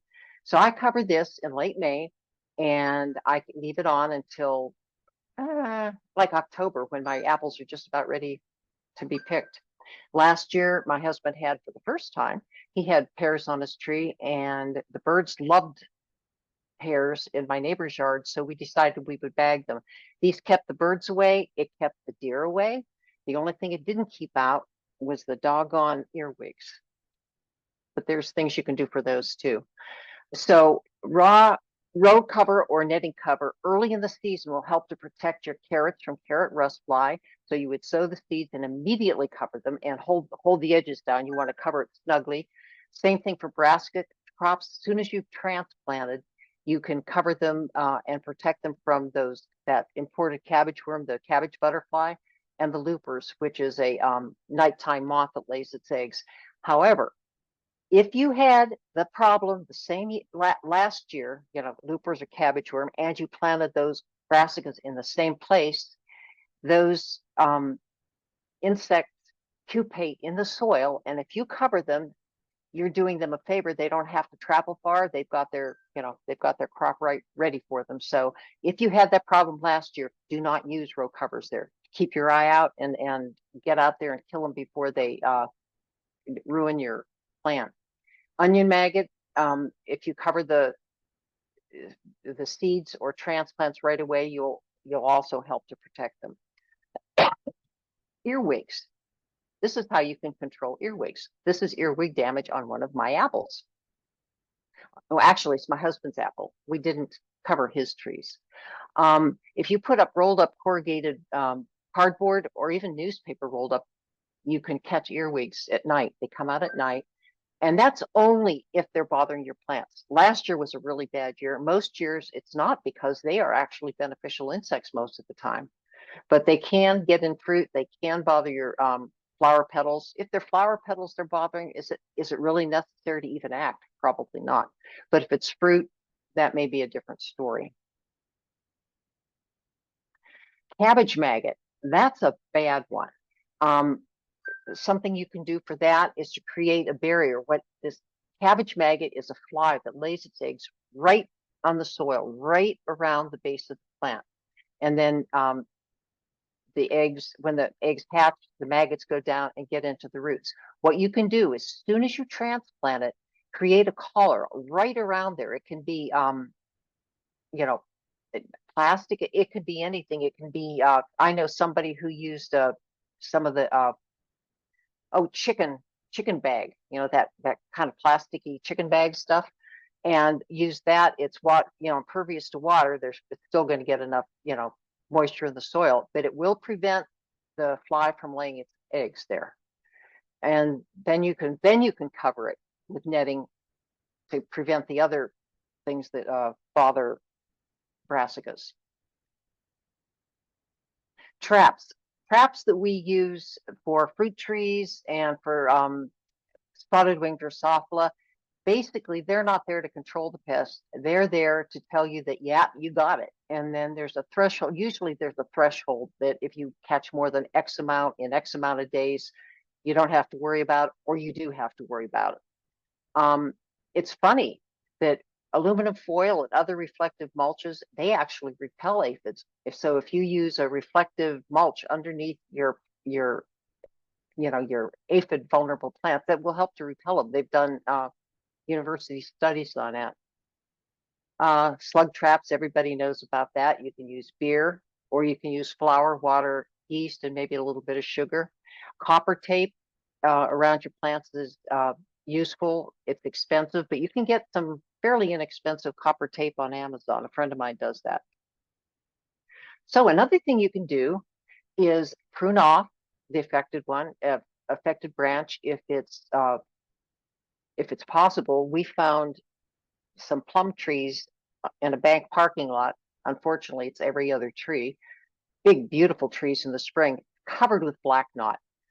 If they had seen that fungus, or if we had noticed that fungus when it was only affecting one branch, they could have cut that branch off. They're going to have to cut the tree down now because it's killing the tree, and it's everywhere, and it's spreading to other trees. So a bad situation. You can use water sprays to cleanse plants of pests. If you have tried everything and given time for the beneficial insects to come in and take care of your problem, and you still can't control, say, spider mites or aphids, spray them off with water before you do any treatment, because you've already knocked down the population with a water spray. It works pretty well. The other thing is to harvest consistently. Don't leave ripe fruit, especially things like strawberries or raspberries, plums, blueberries on the ground, because that's just an invitation to especially spotted winged Drosophila. Harvest regularly. Rotate your garden. Different plant families have different diseases and pests associated with them. And if you rotate, you can limit those kind of problems with your garden. These are aphids on my artichoke, and I'll bet if anybody's growing artichoke, I'll bet if they go out sometime this week or next week, maybe when the sun comes out, they're going to find them on there, because we've had 4 complaints about it in the past week. So this was on mine last year, and these are black bean aphids all over it, different sizes. And I looked at it, the ants are up there farming for the honeydew, but I saw these little white spots. Those are aphid mummies, which means that I know that on my sweet alyssum, I had attracted a bunch of the little parasitoid wasps that inoculate them. I went out the day after, I took this picture. Look how many aphid mummies there are now. And I actually caught one of the aphid, or the wasps stinging the aphid. So they lay their eggs inside the aphid, and it eats up the aphid from the inside and comes out again. So it's a great way to control pests in your garden. And aphids are one thing that you don't want to squish when you go out there, because a lot of times they'll have very small beneficial insects that you can't see underneath them, or the eggs from those underneath them, and you'll be killing those too. So if it gets to the point where it's really too much, strong spray of water, follow it again in 10 days. If you have to, and I doubt that you will, if you have to, then move on to insecticidal soap. But I'd be willing to bet if you've got the flowers planted out there, and there's still time to do it if you haven't done it yet, that you won't have to take care of that problem. So our last resort is chemical management. And Wendy Sue gave us a good background in what to look for, how to read the label. You want to choose the least toxic options. This is always told to us, but they never tell us what those are. Follow the label directions, read the labels, follow the directions. If you can't read the label, like I can't, get out your cell phone, take a picture of it and enlarge it, because that is the only way I can read those doggone things. Know when to use it. You can sometimes control stink bugs, brown marmorated stink bugs, if you catch them in the very early stages of their development. But once they develop that really hard armor, you can't do anything. They are pretty much impervious to everything. And then if you do, up the ante and go for chemical management, spot spray only. Shield other plants with a piece of cardboard, make a shield, make a fence around it, and only spray the whatever it is that needs to be taken care of. And remember that organic pesticides, including some homemade concoctions that you shouldn't be using anyway, kill beneficial insects too. Always, always, always keep that in mind, because those beneficial insects are the ones that are really, really protecting your garden. Wendy Sue would have gotten to this if she'd been able to continue. There are a lot of different ways that beneficial insects, pollinators are being exposed. She talked about systemic pesticides. A lot of those are soil drenches. If you put the systemic in the soil, or spray a systemic on the foliage, it's taken up into the plant. It's the difference between putting an antibiotic ointment on a boo-boo on your hand or taking a pill. the pill, the drug goes throughout your whole body. And if you put a systemic, the insects are getting it from everything on that plant that they touch. Runoff will contaminate water. Direct exposure to the nest, the bee's nest, that would be terrible. And pesticide drift to ground nesting bees, direct ingestion of systemic and topical pesticides in pollen and nectar. And a lot of these pesticides it might not kill the pollinator outright or the beneficial outright, but it can harm the larvae, and the use of different kind of pesticides together cause a synergistic effect, and it's a lot more dangerous for them, more harmful for them than if the substances were used alone. I don't suggest ever using a soil drench on anything that will ever flower. Actually, even if they're not, because there are a lot of other insects like caterpillars that the birds rely on in trees that don't harm the trees, that are food for the bees, that will be impacted if you use a systemic. So Wendy said, follow the label instructions carefully. You gotta know that the concentration of the pesticide, weather conditions, the correct part of the plant, the correct part of the life cycle. Don't use it in a place where it could contaminate drinking water and kill wildlife or aquatic life. Never spray on a windy day. Don't pour pesticides or other lawn products down the drain. Again, don't use systemics, and don't treat plants with anything when they're blooming, including nearby flowering weeds. Don't use a herbicide on flowering weeds. Nothing like that. Not when they're flowering, because the beneficials will still go there. There are a lot of least toxic pesticides that we can use that will be very dangerous to the pollinators if you spray them during the day when the pollinators and the beneficial insects are out there, they're foraging. But if you spray it at night when they're less active or not active, then by morning time, it's not toxic to them. And we didn't get into this either. They used to have a little symbol that said, dangerous for bees, but now you have to look on the label, with little tiny letters. Look under environmental hazards, and it will tell you that this pesticide is toxic to wildlife. This product is toxic to bees exposed to direct treatment. Don't apply this product while bees are visiting the treated area.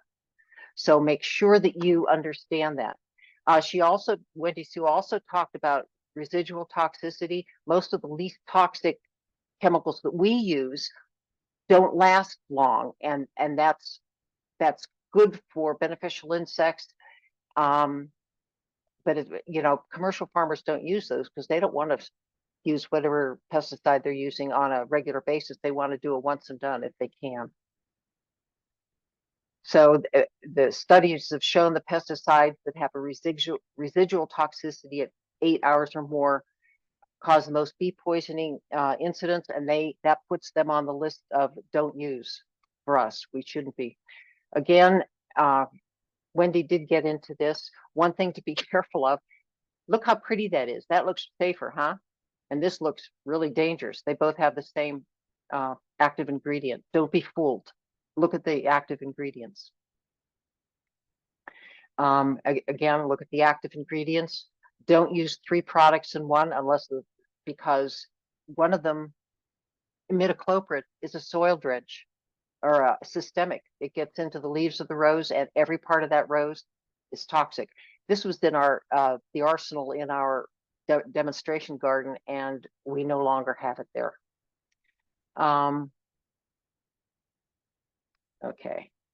Fungicide, I want to briefly touch on that. Most of the, there's a whole big list that was compiled by University of Michigan, and let's see, Pennsylvania was in on it. Iowa, there's a whole bunch of different universities have done, compiled a list of which fungicides are harmful to bees and other, pollinators mostly is what they're looking at. You'd be surprised. The thing is, never, ever, ever spray a plant that's in bloom with anything. Some fungicides won't harm them directly, but they can weaken resistance. And again, I told you about that synergistic action. Some fungicides can, when used in conjunction with another thing, can magnify the toxicity of otherwise harmless pesticides. Fungicide use guidelines. Active ingredients that will kill bees are copper, sulfur, and PCNB. Active ingredients that'll kill the larvae are neem oil and chlorothalonil. And active ingredients that have a synergistic effect, there's a whole list of those, and I've given you the list that they've compiled on the resources at the end of this, and then there's a separate handout that gives you all the stuff that we're talking about here. Now, let's get into the least toxic fungicides. Bacillus subtilis is no longer out there, which is a shame because that was a really good one. Mineral oil, all seasons oil, and dormant spray, those are all pretty good. Clove oil, peppermint oil, rosemary oil, citric acid, Monterey complete disease control with this bacillus, and thiophthalate methyl. I have actually, this was on the list of safe ones, but I've since done some research, and it can harm. I'm going to have to take that off there because it's been shown to harm bees, especially the little stingless bees like the parasitoid wasp. So we're going to take that off the list. I was going to say, so off the record, there is research being done at OSU, and if you are into that at all, Rory McDonald is the head of the slug patrol down there. He's an amazing researcher. He's starting to do research, and they're hoping to actually get this out to the public at some point in the time. They're going to be doing clinical trials. There are 3 different kinds of oils that they're using: thyme oil, spearmint oil, and clove oil to repel and kill slugs. So if you want to read about that, I don't think I put that in my resources, but it's a very interesting read. But as master gardeners, because WSU has not approved it, we can't tell anybody that. Just saying. So BT is a really good one. It's only caterpillars, and they have to ingest it. Diatomaceous earth. This will repel, they say it'll repel slugs, but our slugs, my slugs, the giant ones, they laugh at it. It's supposed to cut up their bodies. Horticultural oils, you have to smother, you have to cover the insect. It's not going to be a repellent that you've got to smother them and cover up their little spiracles so they can't breathe. Neem oil, check the ingredients, because most of the time clarified neem oil is not much more than just a horticultural oil. It doesn't have an active ingredient. But azadirachtin, which is derived from the neem tree but isn't neem oil, is a insecticide and a repellent, but that should be applied at night. It's one of those things that it'll be okay for the beneficials in the morning, but the insect must ingest it. Insecticidal soap, we're used to that one. That's a contact spray. You can't spray it on your peppers and think you're going to repel aphids from getting on them. It's not a preventive. Spinosad, that's another one of those that there are organic formulations, and you have to apply it at night. It's a contact one, but it's also effective when the larvae ingest it. Boric acid is the active ingredient in a lot of the amphates, and pyrethrins, it's very toxic. You apply it at night. Pyrethrin is the actual organic compound from chrysanthemums that they've extracted to use as a pesticide. And the pyrethrins are the ones that are chemically formulated. But the pyrethrins are highly toxic. If you apply those at night, they're relatively safe for beneficials and pollinators the next day. But they don't last long. The chemical ones do. But again, never apply them to flowering plants, ever. These are the ones that I've seen listed most often in HortSense, and they are all highly toxic to bees. I recommend that you do your research on them and recommend all the different, strategies we talked about, mechanical, cultural controls, the organic options, the least toxic options before you escalate into these. If you're going to recommend these, people need to read the label, follow them extremely carefully, and it's got to be for a good reason. They shouldn't be putting it on a, something that's, they shouldn't be using it on something that's flowers, but make sure that they understand that it's, it's highly toxic.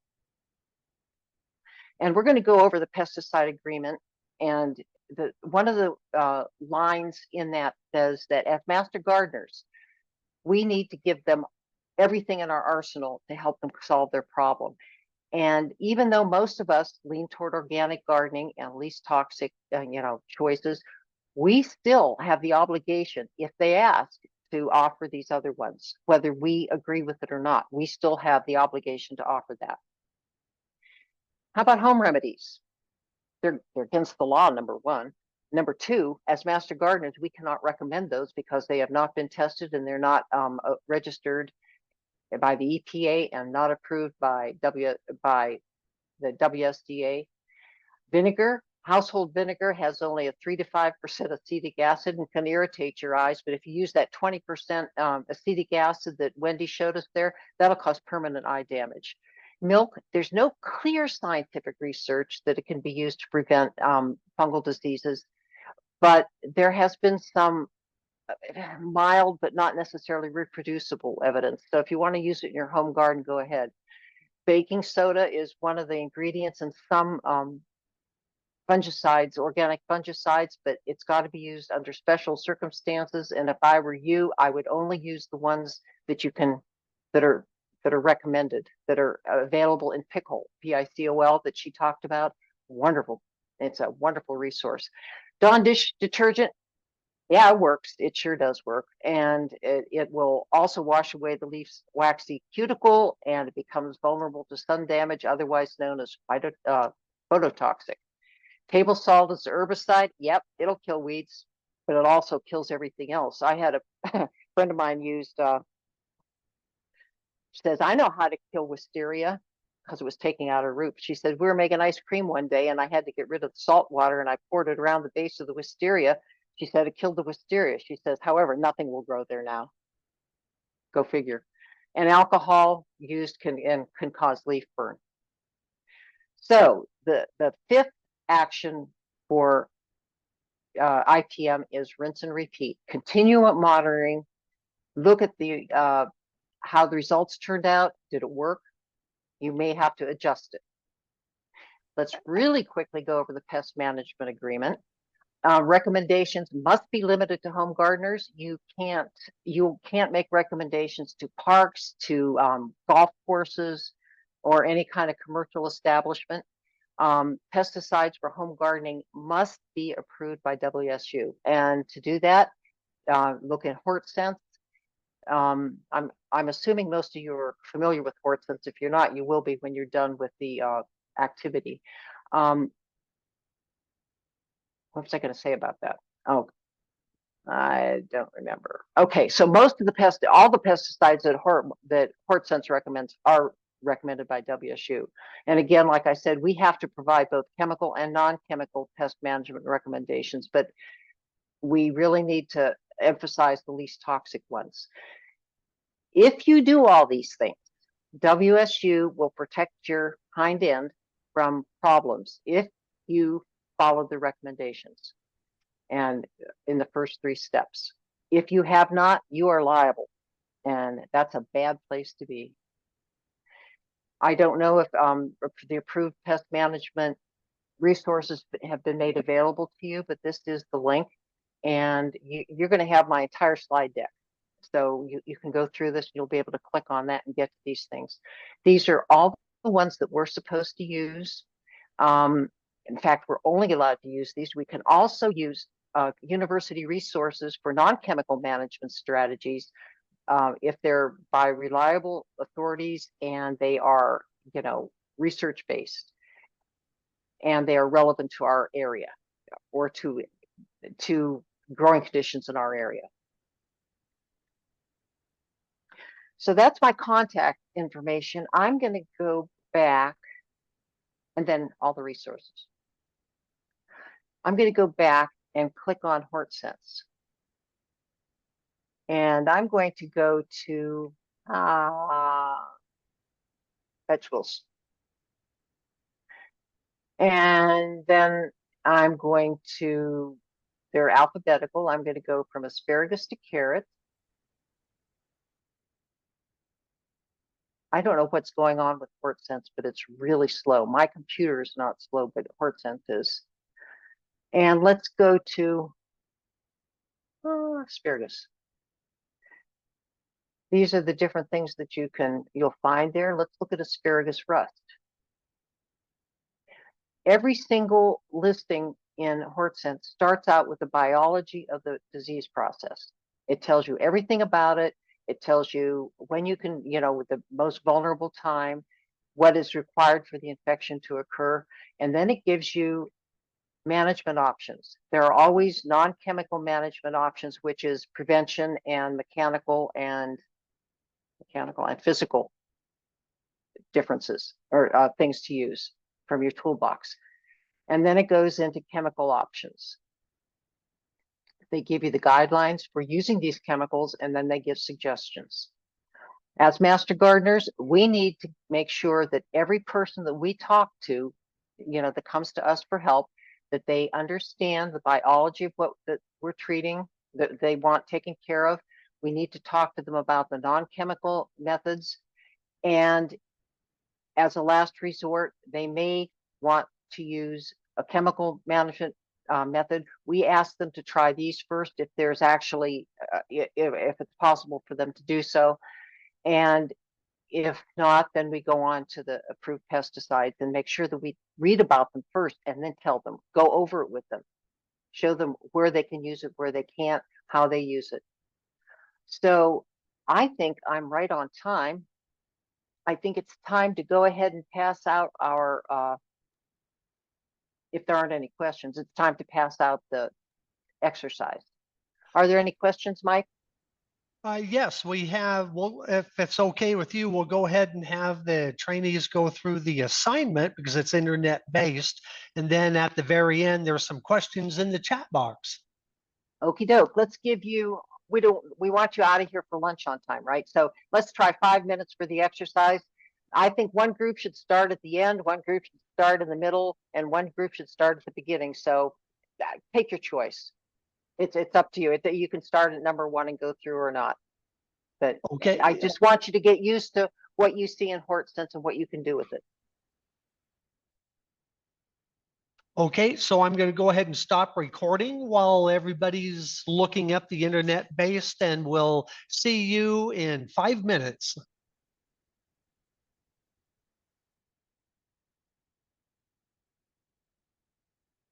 Researchers. And it's one of the best I've seen. All of the people at our clinic have that. And I want to commend you on the fact that all your trainees have experience in HortSense. We still have master gardeners in our group who come to the clinic and they ask a question. I said, well, did you look it up on HortSense? What's HortSense? Oh, come on, come on. So good for you guys. Good for you.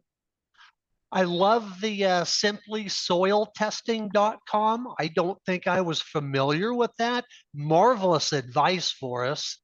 Somebody, one of the trainees got a soil test on some of the soil they got brought in from somewhere and got the results for it. It was amazing how they do that. They said, he needed to add this, that. The only recommendation they don't give you is nitrogen because that's always leached out. Someone had mentioned cutworms need to encircle the whole base in order to chomp it down. Plant collars make a great defense. I hadn't heard of a plant collar before.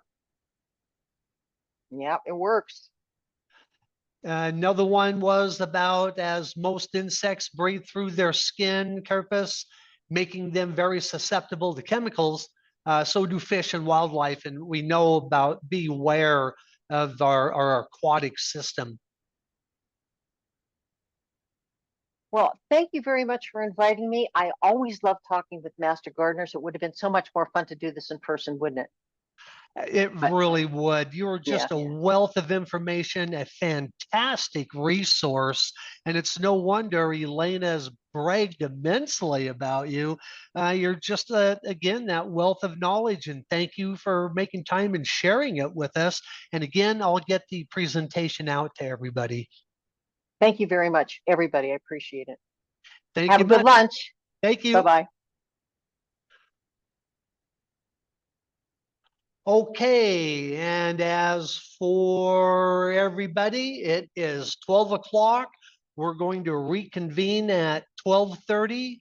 And thank you. And that was a great presentation. I learned a lot with that. So I'm going to stop recording and I'll see y'all in a half an hour.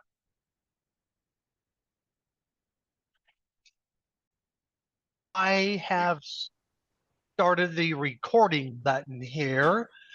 And let's see here. I'm reading the chat here. Great to know the titles. And could I ask questions to the group? Yeah, you certainly can. And so is your vision with everybody's assignment have the team leader collect all of them and then maybe do a quick announcement? Here were some of the titles of what they did. Yeah, I think that would be great.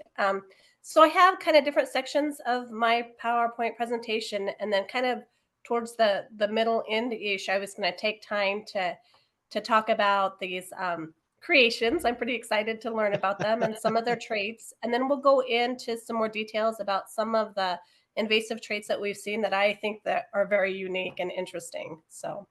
Oh, that's marvelous, outstanding. So for all of the training site coordinators, your assignment is to collect everybody's super invasive species that all the trainees had and be prepared to quickly read off the title of some of them as for what did they create and to be able to be a true hazard to Washington State.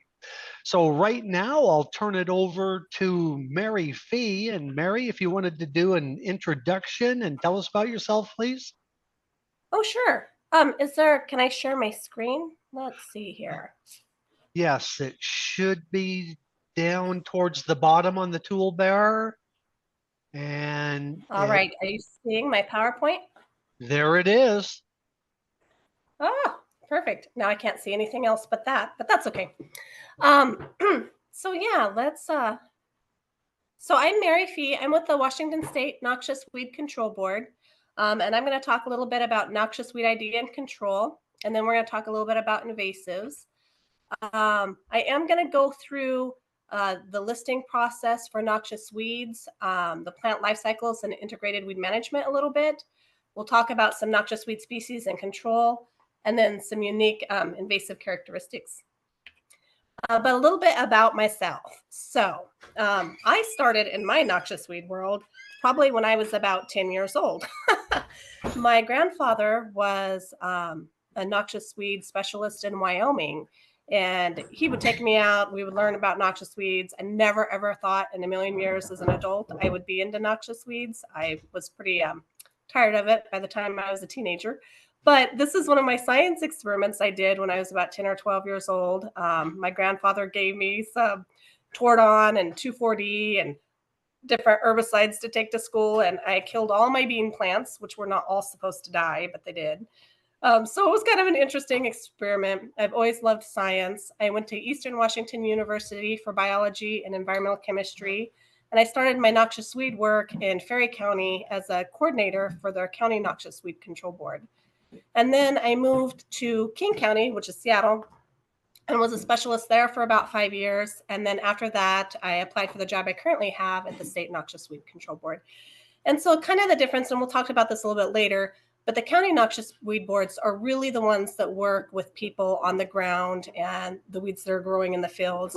Whereas the state level, we do more of the noxious weed list and the laws and things like that. All right, so as I go through my presentation, I have a couple spots where I will stop, and you guys are more than willing, or you guys can ask me questions, make sure everything is making sense as we go through those.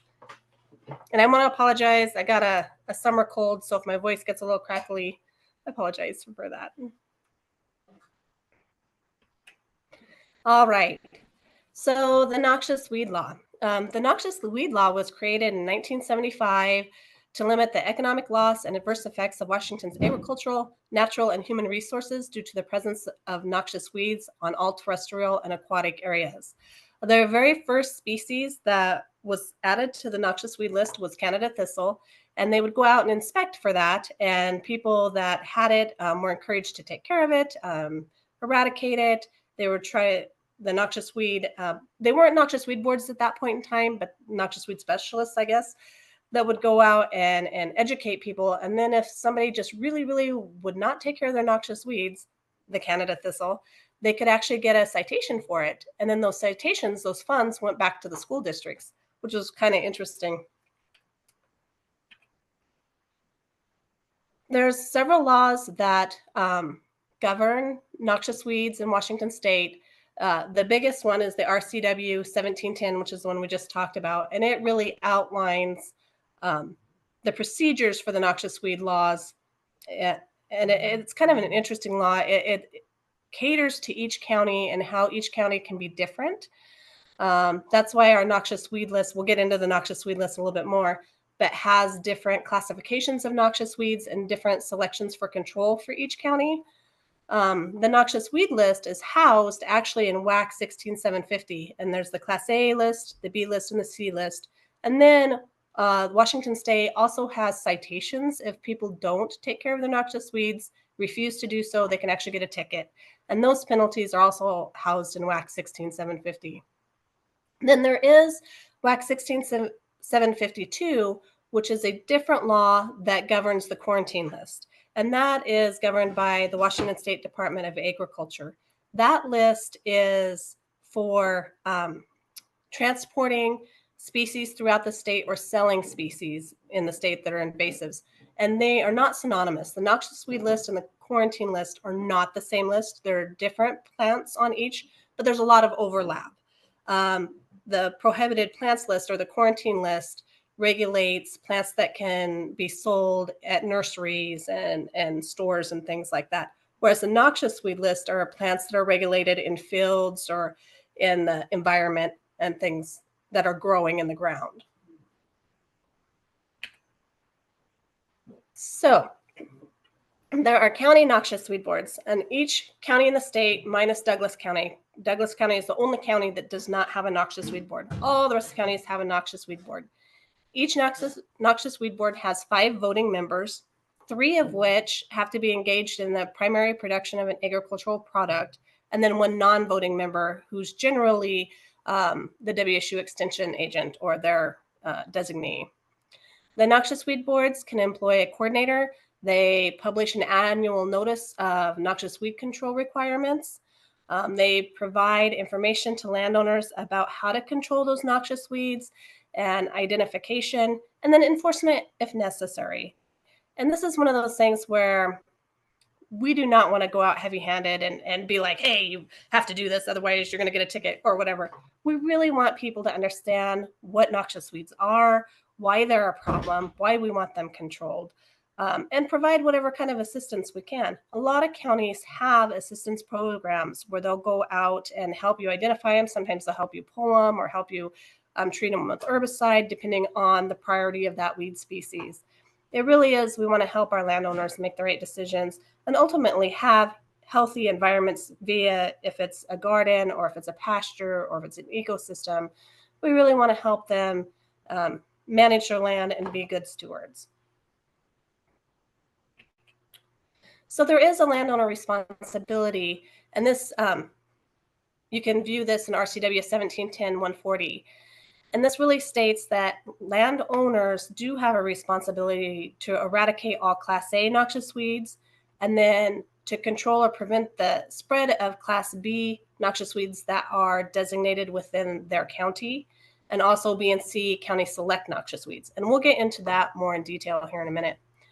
But yeah, they do need to do those things. And again, back to the education and really helping landowners understand what they have. And then the state agencies also have a duty to control their noxious weed species, and that's on state highway right-of-ways, that's on DNR land, or state fish and wildlife lands around boat launches, things like that. They have the duty to make sure that those noxious weed species are also controlled there. And the county noxious weed boards have the authority to do enforcements on state lands as well. The only place where the county doesn't have an authority to to cause the control of noxious weeds is on federal lands. So that's your federal Forest Service and your tribal lands. Although they do work very closely with a lot of our tribes and a lot of our federal entities and have good MOUs or contracts or collaborations on projects to make sure that noxious weed species are getting controlled. Mary, Yeah. in the bottom of your screen, you have a Zoom app message, and hide that booger and we're home free. Thank you. There you go. I didn't realize you guys could see that too. All right. I appreciate that. All right. So the county noxious weed boards have the authority to actually make agreements with landowners. Sometimes landowners might have an invasion of a noxious weed species that is just too much. There's just acres and acres, and it's just not economically feasible to say, hey, you have to control all of this in one season. So the counties can go out and say, hey, let's take a look at this and let's make an agreement. You're going to control part of this year and part of it next year. And this is kind of where we really get into integrated weed management. And we start creating those integrated weed management plans, which we're going to talk more in depth about here in a minute. But where you might have a landowner that has, say, 10 acres and it's just inundated with knapweed. And so we're like, okay, let's go ahead and get all your vectors of spread. Let's make sure you're treating your easements and your roads. If you have any creeks, make sure it's away from the creeks. If you have a storage area for your hay, let's make sure that it's not around your hay. Things like that. Get those vectors of spread taken care of first, and then along buffers of adjacent land uses. And then maybe the next year, we push it back even a little bit further into the fields and eventually get it to where it's at a much more manageable level. On that note, maybe they're using an herbicide along their road edge, but they're using a bioagent in their field, something like that to help mitigate that infestation from different angles.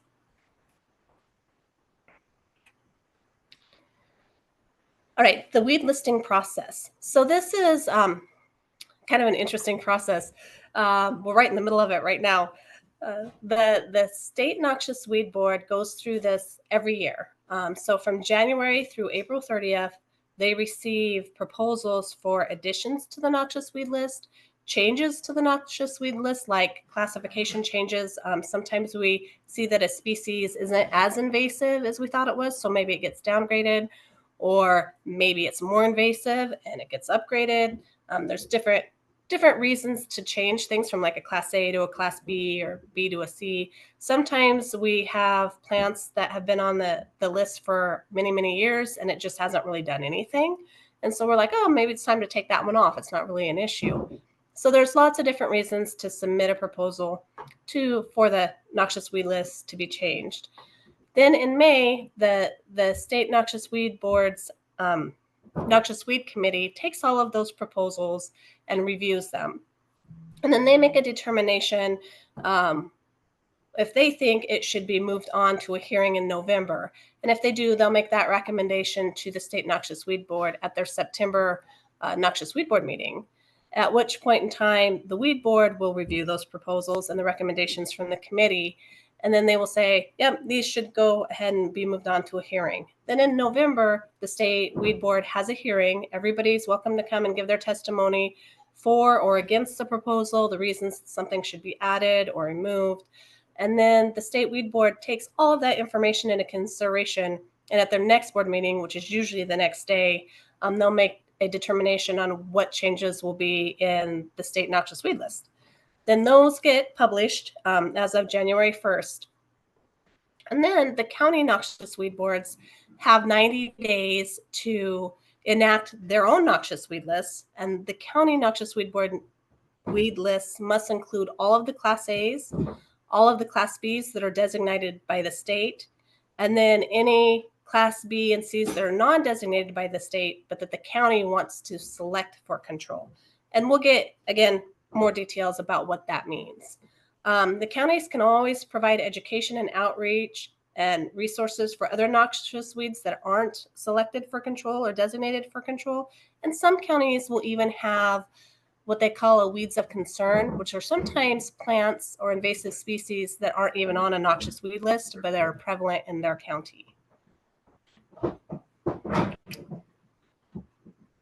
Let's see here. All right, so we'll talk a little bit about the Class A noxious weeds. Here, give me 1 second. I'm just gonna step away for just half a second.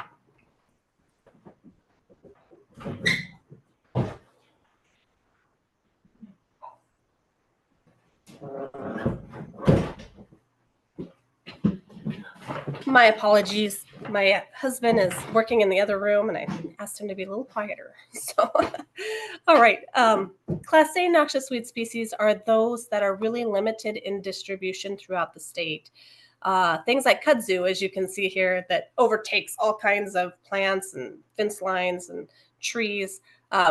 We don't have, to our knowledge, we do not have kudzu in Washington state. But if it ever showed up here, we are prepared. We want to have an early detection, rapid response plan in place. We want to be able to get on top of it and have the infrastructure there to do so. And so adding those species to the Class A noxious weed list gives us the ability legally to make sure that if it shows up on somebody's land, that they are required to eradicate it. So there are a few Class A's that we do see in Washington state that are very limited in distribution. Another benefit of being on the noxious weed list is sometimes those folks can get grants or funding to eradicate those species. Whereas if it's just a plant that isn't on the noxious weed list, it doesn't hold the same weight when you're applying for funding or grants. Class B noxious weed species are ones that are a little bit more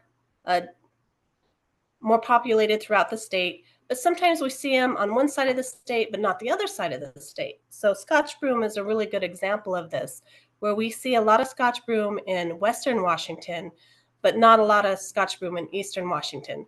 So in Eastern Washington, it's designated for control by the state. So many of the counties in Eastern Washington, if it pops up over there, it is required to control, meaning that the seeds, make sure that the seeds aren't dispersing. If it's a plant that propagates by roots, that those root fragments are taken care of, things like that. But in the case of Scotch broom, it's not really regulated a whole bunch in Western Washington because it's so widespread that we feel that it's uneconomically feasible to require landowners to control it. With that said, some counties do select it in certain areas. Maybe half their county doesn't have a lot of it, so they can select it for control within that part that it really is more widespread to make sure, or not widespread, to make sure that it is controlled and doesn't get a hold there. So again, here's Scotch broom, and you can see that the darker areas is where it's really is populated, but the white areas or lighter green areas are areas where we just don't have a lot, so it is designated for control in those areas. So Class C noxious weeds are those that we see pretty much everywhere. They're on both sides of the state. Canada thistle, yellow flag iris, St. John's wort. They're things that we just kind of see everywhere. And the state noxious weed board, again, feels that it's not economically feasible to require people to control it as a whole. However, the county noxious weed boards, again, can select these for control. Sometimes throughout the whole county, if they feel that the distribution is small enough that they can require that control within one season. But many times we see this where these Class C noxious weeds will be selected for control along a drainage that is fairly pristine or clean, or maybe half the county or an area of the county that is higher in agriculture, something of that nature. They'll have a reason to select that for control in those areas. And again, that means seed dispersal, propagating parts, making sure that those are controlled within that season. It's really about controlling those infestations, making sure they're not getting any larger or they're not spreading to new areas. Rather than a Class A, you actually have to eradicate that plant and make sure that population is completely gone. And then we have our monitor list. And our monitor list is a little bit different. There's no enforcement or regulations on it. This is a list of species that we're not sure what's happening with them, if they're invasive. If they're not invasive, maybe it's something new. We just don't know. So we put it on the monitor list and we gather information about it and try to figure out if it eventually is going to get bumped up to the noxious weed list, or maybe we will let it go and say, you know, this thing has not been a problem at all. We're going to take it off the monitor list too. Something to note about the noxious weed list, the class A, B, and C's, are those are all non-native plants. Native plants sometimes can have invasive characteristics, but it will not be added to the noxious weed list. Only non-native plants are on the noxious weed list. And then we did talk about the quarantine list a little bit. But again, the quarantine list is mandated by the Washington State Department of Agriculture. And these are plants that it is illegal to sell in Washington State. So the nurseries, the big box stores cannot sell these plants on this list. Also, you cannot transport them. So you're not supposed to drive through Washington State with these plants. And there is a lot of overlap. The quarantine list has all of our class A noxious weed species, and then it has most of our class B designated noxious weed species, and then a few of the C's. And then they also have some different plants that the noxious weed list just doesn't have. So before I go into integrated weed management and plant life cycles, does anybody have any questions about the laws or the weed list process or the requirements for landowners to control noxious weeds? Nope, I don't have any. In the Ilwaco down here, I see some of the new laws, the Class C edition, the European, American, and hybrid beach grasses are included in that. How come it's taken so long, I guess, is a question. Yeah, that is a really good question. So the beach grasses, the European and American beach grasses, that was kind of a controversial add to the noxious weed list. In one regard, they're very invasive and they don't provide the same habitat as our native species for our native wildlife. But then on the other hand, they provide a really good stable environment to keep the sand from moving all over the place. They've been using it for oh my gosh, I can't say it right now, for control of the sand dunes. And so some people really want it and want it to stay there, whereas other people don't, you know, because they want to revert back to the natural habitats. And that's why it was listed as a Class C. So the state's not going to mandate control of it, but it allows the county weed boards to select those areas where they do want to revert it back to natural pristine habitat. But then in areas where it is being beneficial and it is used for erosion control, it can stay there. So yeah, it's an interesting one. And we run into that a little bit with some of the noxious weed species. Did that answer your question? Yes, it does. Thank you so much. I appreciate it. And I'll have another question a little bit later. Thank you. Oh, yeah. Yeah. So I'm sure most of you are aware of the plant life cycles, annual, perennial, biennial. So we're going to talk a little bit about the life cycles and then where your integrated weed management fits into those life cycles. So ideal weed reduction strategies, preventing seed production, that's huge. If we can keep things from going to seed, that helps immensely. Restrict vegetative dispersal. Some plants do create new plants from fragments of the stems or fragments of the roots, different things of that nature. You want to promote desirable vegetation. We want competition with those noxious weed species or invasive species. And then if we can exhaust that root system, you know, and kill the plants by eliminating the root, that's always great. So if we can use all four of these strategies in different ways, that really hits hard on those invasive infestations. So with the different life cycles, these things you may enact these different strategies at different times within those life cycles. So let's talk a little bit about weed management techniques, and then we'll talk about the life cycles. So number one thing is early detection. If we can find a plant early and eradicate it without it creating an infestation, that's really what we want to do. So we want to be out there monitoring If you see a weird monoculture out in a field and you're like, what is that thing? It might be invasive. It's worth taking a look. Manual control. There's lots of different ways to do manual control. You can be digging out roots. This is the big orange thing on the right-hand side there is a weed wrench pulling out some Scotch broom. There's manual control like divers do for Eurasian milfoil and the rush, the flowering rush. Mechanical controls can be mowing. They can be using tarps and things over infestations, mulching, digging. These are kind of cool. These harvesters, reed dredgers, and harvesters that they use out in the lakes. Again, this is really common for milfoil. Things like tilling, weed control in the fields. Again, mowing. There's a lot of mowing out there that's happening, and it can be beneficial. It can also be detrimental depending on the species. And we'll talk more about that in a minute. Cultivation. This is a great one. This is kind of more like the tilling or planting crop rotations to shade out your noxious weed species and to keep things from creeping in. Good pasture management, making sure things are irrigated properly.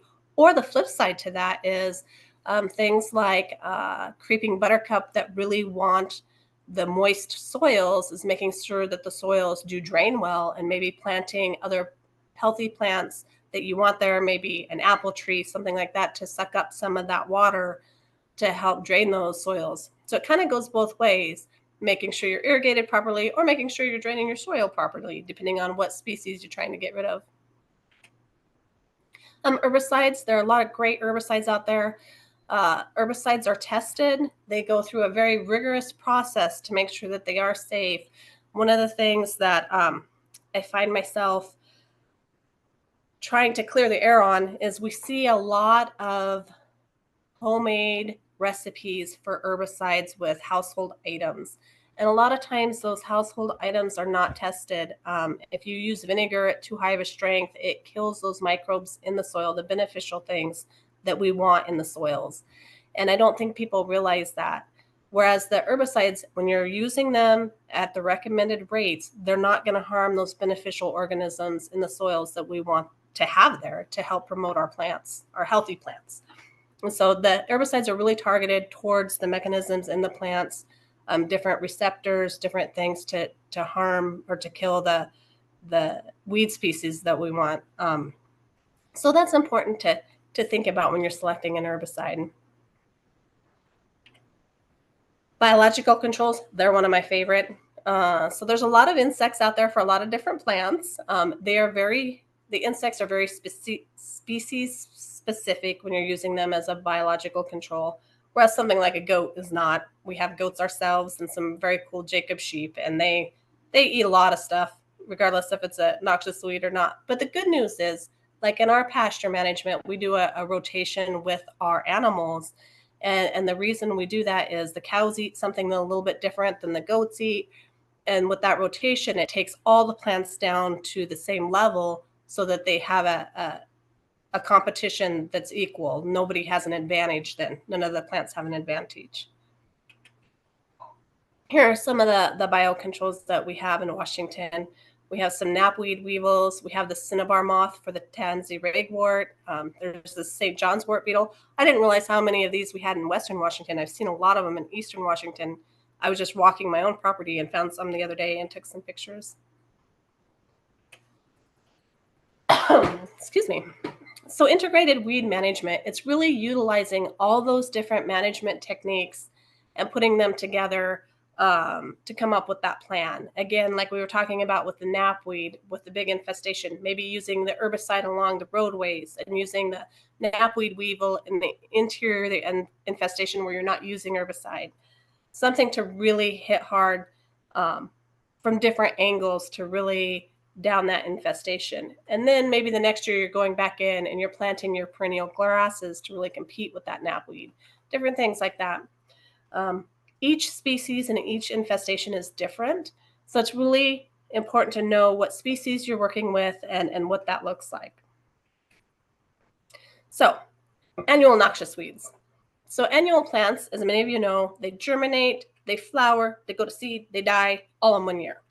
So most of them reproduce by seeds. That's the primary reproduction way is seeds with annual plants. So you really want to stop that seed production.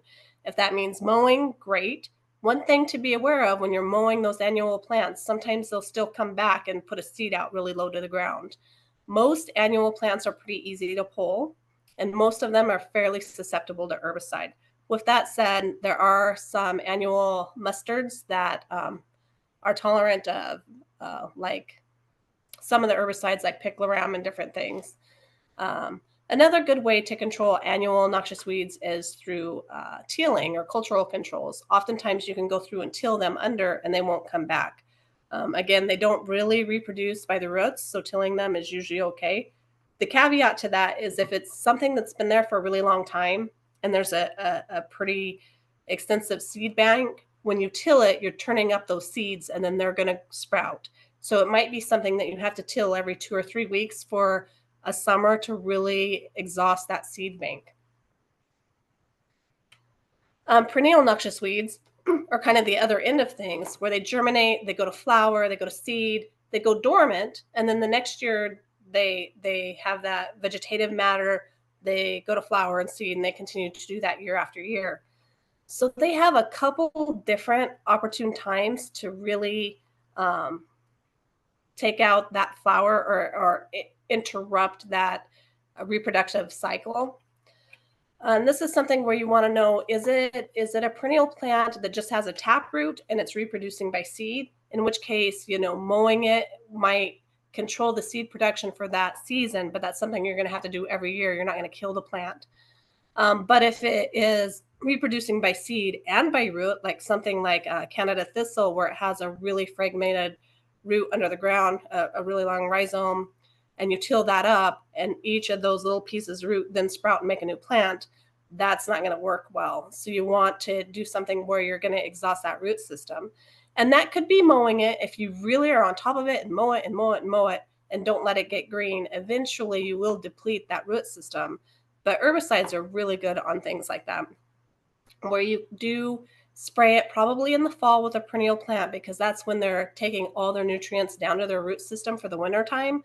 So if you spray those plants in the fall, they'll uptake that herbicide and then lock it down into their roots, and it kills the whole plant. So there's again different things you want to think about when you're attacking in a perennial, and how it reproduces, and the timing on that. Some perennials also have biocontrols. Some of them, like with the knapweed weevils, they actually get into the seed heads of the knapweed and eat out the seeds, which helps. That can be a helpful thing too. And then we have biennials, which are a little bit different because they germinate. Sometimes, very rarely, but sometimes that first season you might see a flower, but they germinate, they go into the vegetative state, they go dormant over the winter. It's the following year that they put out a flower and a seed. So you almost have 2 years to really control them before they go to seed, which is kind of nice. Here's garlic mustard. It's a good example of this, where if you can spray it or pull it or till it the first year, you have a better chance of it not going to seed and reproducing. But if you miss them, so you do your management technique the first year, the second year you have an opportunity to go back and get any of those skips or anything that you missed before it goes to seed. And again, things like tilling often work on biennials or mowing them. There's herbicides that work, and some of them do have biocontrols. So before I get into some noxious weed ID and control, do you guys have any questions on the control methods or the plant life cycles and timing?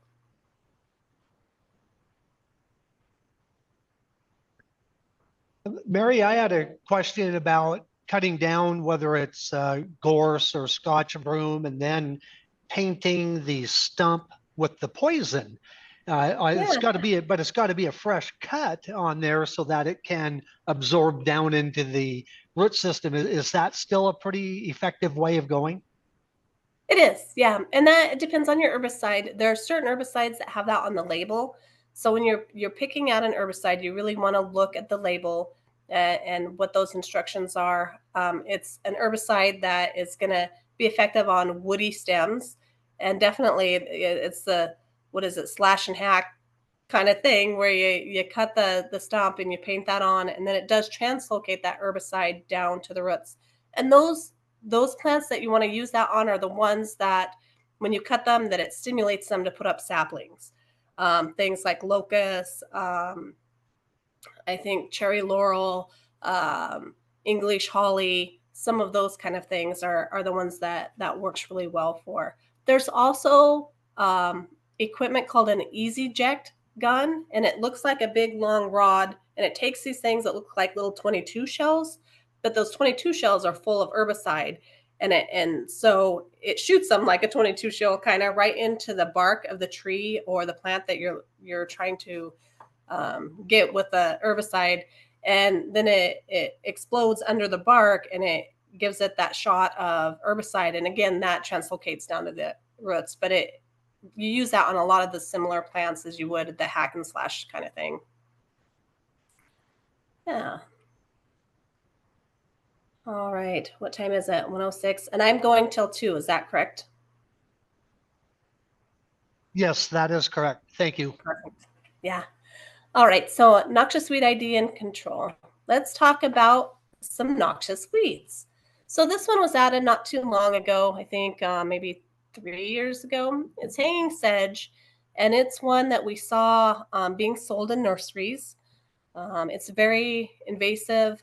It's native to Europe and Northwest Africa and Southwest Asia. It's an evergreen perennial clumping sedge. So it's clumping. It doesn't necessarily grow out a ways, but it'll make these huge clumps, and they're pretty dense. And within that clump, it doesn't allow anything else to grow. They have these long drooping seed pods, which are kind of cool. They can produce more than 20,000 seeds per plant. They like a partial shade and moist soils, and one of the fears was that these would invade riparian areas and really spread along the creek edges or the riverbeds. They were planted ornamentally, and we still find them ornamentally from time to time.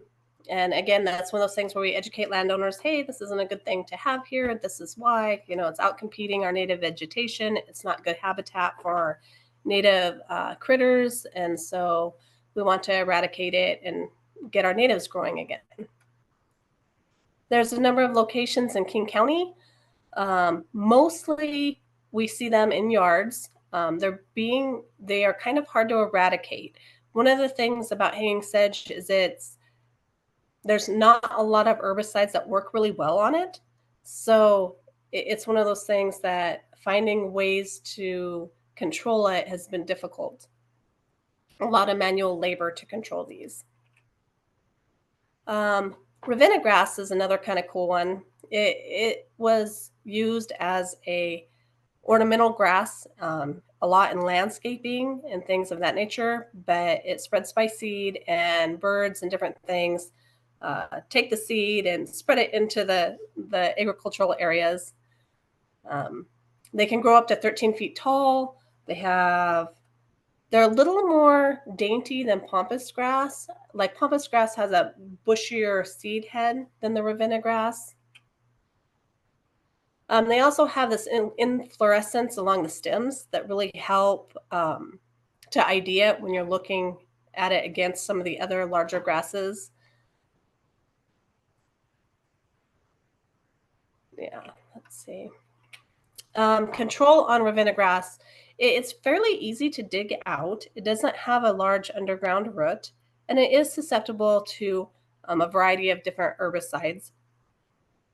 We had an issue over in Garfield County where there was some along a road edge, and it was kind of one of those things of who owns it. Was it the county that owned it, or was it the landowner that owned it? The landowner had been maintaining it, but they actually ended up working together and went in and they sprayed it a couple times with some non-selective herbicide. So non-selective herbicide is an herbicide that will kill both grasses and broadleaf plants, whereas a selective herbicide either kills grasses or broadleaf plants. So glyphosate is a non-selective. It kills everything that it touches, whereas 2,4-D only kills broadleaf plants, so you can spray it in grass and it won't harm the grass.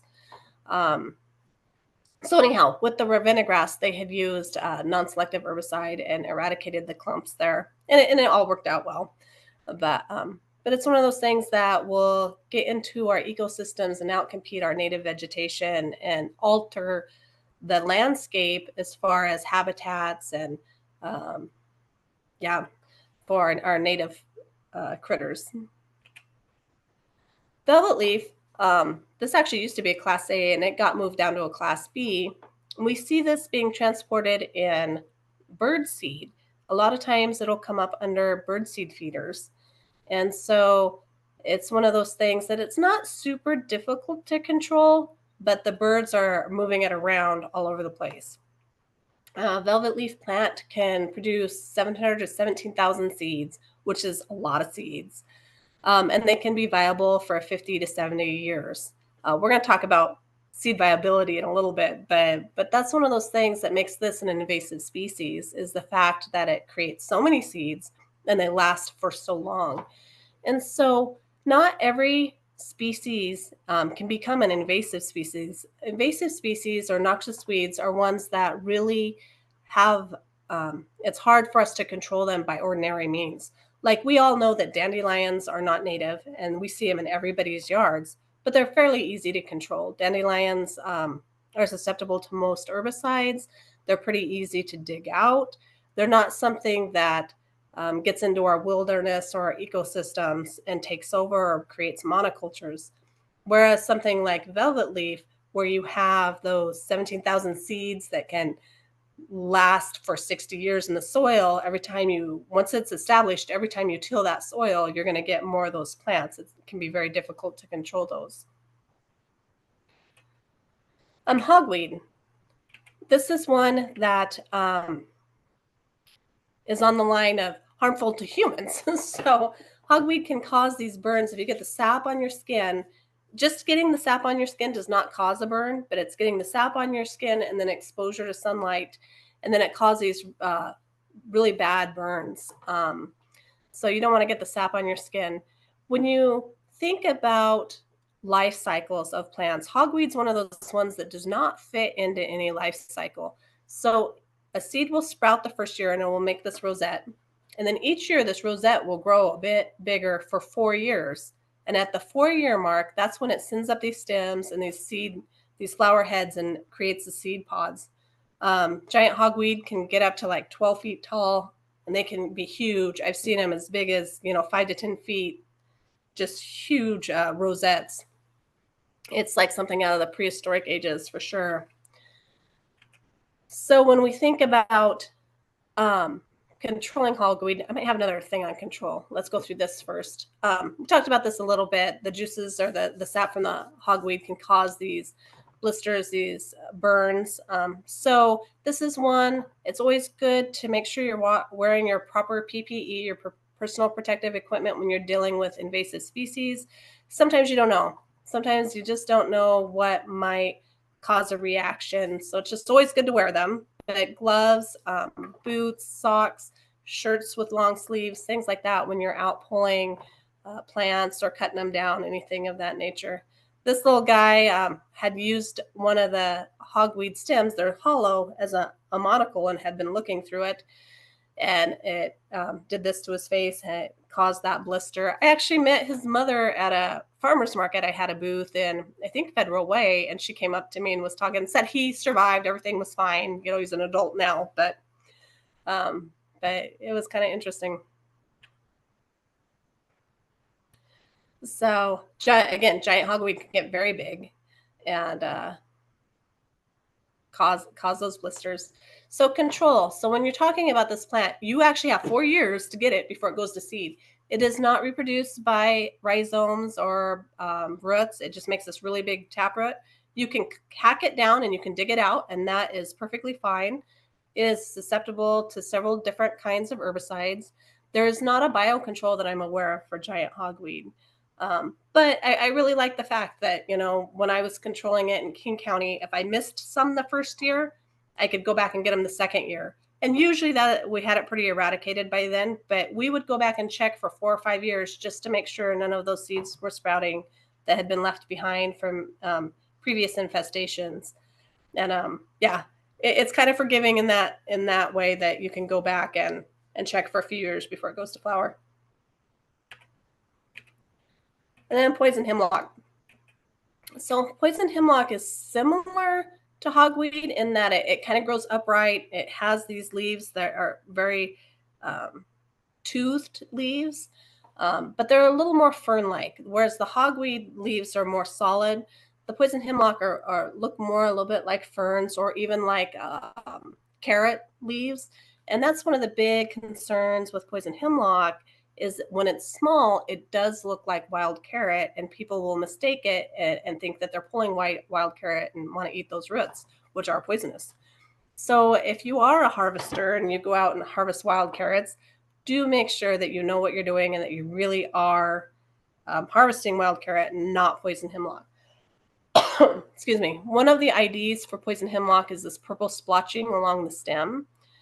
They have this purple splotching, but sometimes very young plants haven't developed that yet.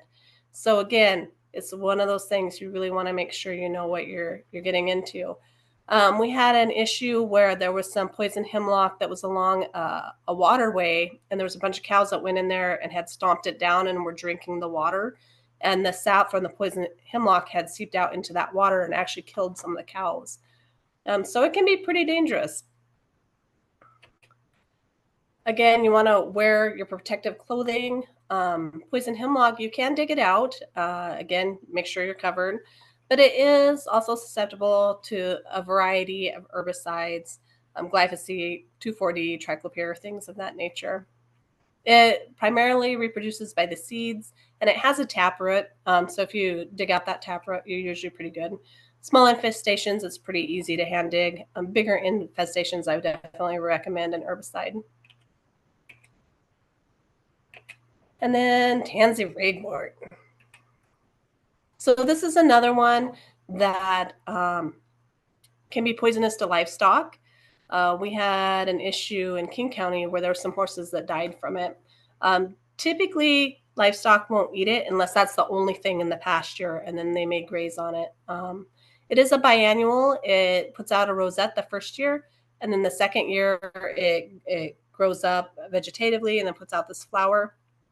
So one of the things you can do, because this one does not reproduce by root, you could go through and cut all the flower heads in the summertime to make sure that they are not going to seed. And then you can bag those flower heads and dispose them in the garbage. And then you can just pull the plants and lay them on the ground and they'll die. They won't send down roots or anything like that. Sometimes that's more effective than trying to bag the whole plants. They are susceptible to a couple of different herbicides, work fairly well on them. Interesting though, if they've already gone to flower and you spray them with herbicide as they're dying, they will try to produce seeds as fast as they can. Sometimes those seeds are viable, sometimes they are not. So it's better to spray them if you're going to use an herbicide when they're still in the rosette stage or when they're bolting before they go to flower. We talked about it being toxic. You can hand pull it. Interesting, the tansy ragwort sometimes makes like a little J root. So if you're trying to pull it one angle and it doesn't come out, if you step over it and pull it from the other side, sometimes it pops right out of the ground. So kind of interesting. A butterfly bush. I have some of this at my house, actually. So it's a shrub. It's really pretty. It is still being sold. Some variants are being sold at nurseries that are like sterile variants. So that's good. It has opposite leaves and it has these pretty little flowers real similar to a lilac, but they are detrimental to butterflies. They actually do not help support the butterfly larvae or the eggs. And so if butterflies lay the eggs on the butterfly bush, they end up dying. So it's not good for butterflies. They're pretty easy to control. They're susceptible to quite a few herbicides. You can pull them, but they do impact our riparian areas. Once they get established, the seeds will disperse and you'll start seeing butterfly bushes up and down the waterways. All right, so before we go into noxious weed invasion, does anybody have any questions about some of those species, or are there any species that you might have questions about that I didn't cover? There are so many.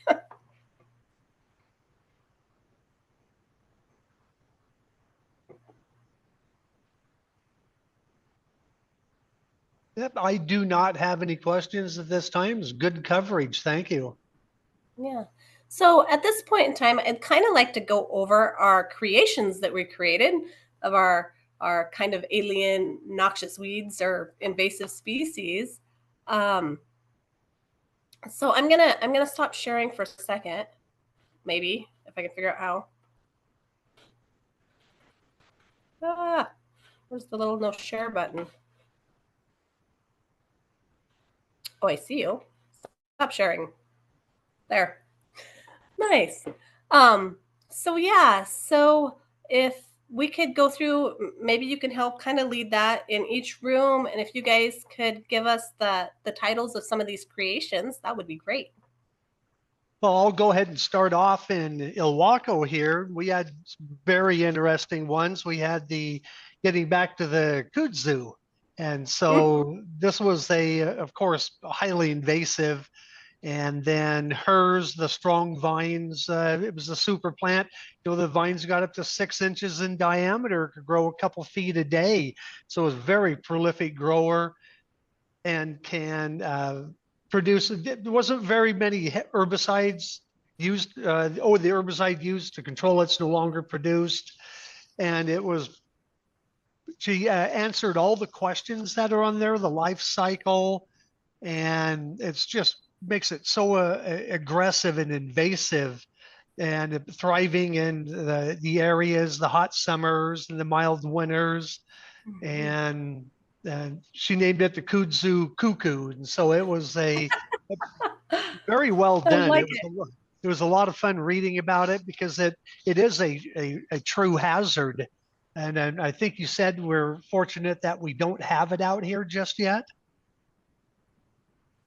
Right. So another one was the northern house mosquito that has a virus that it carries with it that doesn't affect the mosquito. So it'll interbreed with the other mosquitoes and has let me see here. You know, it's amazing about how mosquitoes, how they're in a lot of different climates and different zones, and the mosquitoes thrive just about everywhere, it seems like, and so that was a very good invasive species, was about the mosquito, because it is such a problem. And then the final one I like that. was about the hogs, about the invasive pigs that are invading the United States, and how destructive they are for the farmland. And they actually do transmit diseases like that African swine fever, and they've just got this incredible appetite and breeding capability. And so it was pretty interesting being able to do the research on that. You know, they have a 10-year lifespan. So these out in the wild, they live for quite a while. And again, they don't really have any natural predators either. And they're very strong family. And so, yeah, it was pretty interesting being able to picture that as a true hazard in Washington State, along with the mosquito and the kudzu. So that is what I had to offer. And what about Montesano? Did you have, what have you got? Well, I probably should have. I see South Bend has got their picture up there. How about South Bend? What kind of invasive species, super invasive species did you find? Well, one of our trainees, Sue Epler, came up with a creature called Scotch urchins. So that would be as in Scotch broom and nasturtiums. So it's a plant that could get to 6 feet tall and 6 feet wide. Seed pods are 12 inches long with a candy coating that's very attractive to all kinds of animals and birds. Any pods left on the enormous bush after 3 days will explode, sending their seeds everywhere. And in a period of 30 days, there are 10 times the amount of Scotch Urshams as originally produced. It will survive in any moderate to hot climate, and mutations have even been seen in colder zones. She is the only one that has the cure for this. And so she is going to make millions off of that. And her last sentence is, the remedy is talcum powder. Thank you, Sue. I like it. Very cool. Well, how did we do with Grays Harbor? I know that some of your students or trainees had sent me a very impressive invasive species. And so what else did everybody have to offer? Well, I have one here right now that is very impressive, and I hope it never happens. The name of the super invasive species is called Bromeliaceae, which is a Tillandsia perusi, or all-consuming moss. It's better known by its moniker of fuzz. It grows in colonies of long, thick garland with slender branching stems up to 24 foot long. The silver gray scales that make up the tendrils can trap moisture, dust, and detritus, which helps the plant colony collect nutrients and it off gases such as CO2, nitrous oxide, volatile organic compounds, and methane. It has tiny hairs on them, which helps them float in the wind to find a new branch to establish on. These hairs end up in barbs that cling tenaciously to other plants, walls, and itself. Oh my gosh, he's got so many creative things written in here. Very cool. And he goes a little bit more. It says, how does it outcompete other species? Fuzz is more efficient in absorbing light and in consuming CO2 than other plants. And when covering other plants, it can starve the underlying plant of essential CO2 and light. As the underlying plant starts deteriorating, the increase in emitted methane and nitrous oxide is absorbed by fuzz, thus spurring faster growth. He's got extensive life cycles on it. And can it be controlled? No. As a fire and forget geoengineering creation, fuzz was created to fulfill its CO2 plunging function purposely without human intervention and despite spurious intergovernmental regulations. So we really got a problem on our hand now with fuzz. Can you also mention knotweed?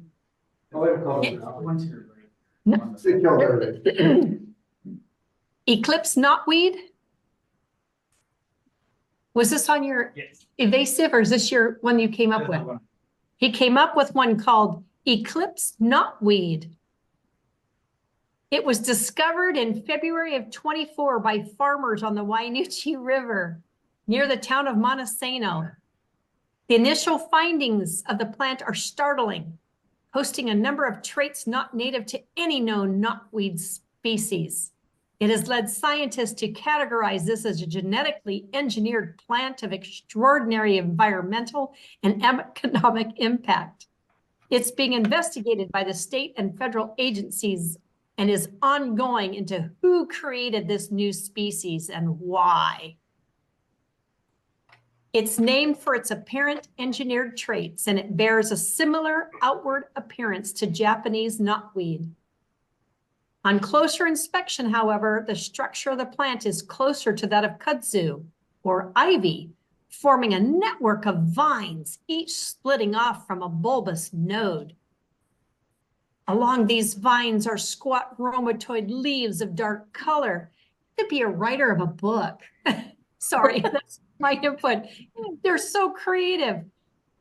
He goes on at great length, and I think we're going to save and share these with everybody in our class, because I've got quite a few here that I could read through, and they're really good.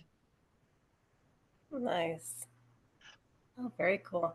Do you want to maybe just hit on what the titles are of the others? Okay, so we've got the Ocean Shores or I'm sorry, Rhonda, did you want to do some of the titles? No, I could go on forever. Ask everybody else. We're going to read them in here. Okay, so we've got the Ocean Shores folks. How about reading some of the titles, the highlights of? Do we have Anybody do any? We don't do the title. Yeah, we don't have any, Mike. James, didn't you do one? Okay, not a problem, but I surely want to thank everybody that put time into it and actually did research and took a look at the instruction sheet that provided opportunities to look at what is a noxious weed, an invasive species, and whether it's a invertebrate or a plant in there. So when you started looking at doing the research and looking at the questions that there were, you had to do some research to come up with something. And then I included a couple rules in there where, it needed to be somewhat tangible. It couldn't be too science fiction, too far out there, fantasy land, but there had to be some true problem for Washington State. And I think the trainees hit a home run, whether it's a mosquito or a feral hog or a plant kudzu and the fuzzy. So people put some thought and time into it. So well done. That was fun. Yeah, very cool. Very cool. I always like these kind of exercises, and it's kind of scary because you think about some of those things that you guys came up with. So I kind of made a list. Some of the things that I heard was adaptive to different climates, carries diseases, has an insatiable appetite, breeding prolifically, doesn't have any natural predators, large seeds that attract other animals to eat them, to spread them around. Some of these invasives were all consuming, genetically engineered, adaptive to climate change. And so these are things that really are what we're dealing with in the noxious weed and invasive world. One of the other hats I wear is I'm on the board of directors for the Washington Invasive Species Council. And so all of these things that you guys came up with, all of these different characteristics are things that really do give those invasive species advantages over our native species. And one of the big ones, they're all big ones, but one of them is this idea that they don't have natural predators. A lot of these invasive species are brought here from other countries, but their predator or the diseases that keep them in check there are not brought with them. Not that we would want that, but that gives them this advantage because our native plants already have a check and balance with their environments, and these invasives don't. And so that's where we get some of our biological controls. Some of them are insects, some of them are rusts, which is kind of like a fungusy type thing. Some of them are funguses that help with the plants. They are looking at some parasitic type things for some of the like mussels and clams and invertebrates as a biocontrol agent. And those biocontrol agents go through a very rigorous developmental process also, because we don't want to bring a disease or a insect over that is then going to attack our native plants that are already struggling against these invasive species. So they go through a very rigorous process to make sure that there's no off-target damage from those bioagents. So anyhow, I just really appreciate everybody putting in their time and effort to really think about this and kind of outside the box. I was kind of thinking let me see if I can. I was kind of thinking somebody would come up with the green invasive crab and make a ahead. monster out of that, and the green invasive crab, and making a, big monster out of it, because it is a true threat that's causing a lot of havoc. Yeah, yeah. Are you talking about the green crab? Yeah. Yes. Yeah, there. So in my world, I deal primarily with plants. I don't have a lot of knowledge about a lot of the other invasives, but it's good to broaden our horizons and think outside of the plant world. There are so many other invasive species out there. You know, there's fish, and there's like the green crab along the coastline in the Puget Sound that's starting to grow more. And there's a lot of good information if you do go to the Washington Invasive Species site, and I have the link for that. I'll put that up here in a minute. That talks about all those different animal species that we have in Washington State, and what we're looking for. One of the issues with the green crab is we have a lot of native crabs that are green, and so we don't necessarily want people going out there and killing all the green crabs because they're kind of hard or difficult to identify. But we do want people to report them. If they see these green crabs, definitely report them to WISC, and then they'll have somebody go out and meet with you and identify them, or go out and check the area. So yeah, I'm gonna oh, go ahead. Yep. It seems like that in the chat box, somebody had brought up horsetail. It's just one of these, just won't go away, it seems like. Mm-hmm. Yeah, so horsetail is actually a native plant, and it's almost a prehistoric plant. It's a very cool plant, and it really likes the damp areas. When I was mentioning earlier, if you see horsetail, it's probably because there's some sub-irrigation going on there, and if you can alleviate that, oftentimes the horsetail will go away.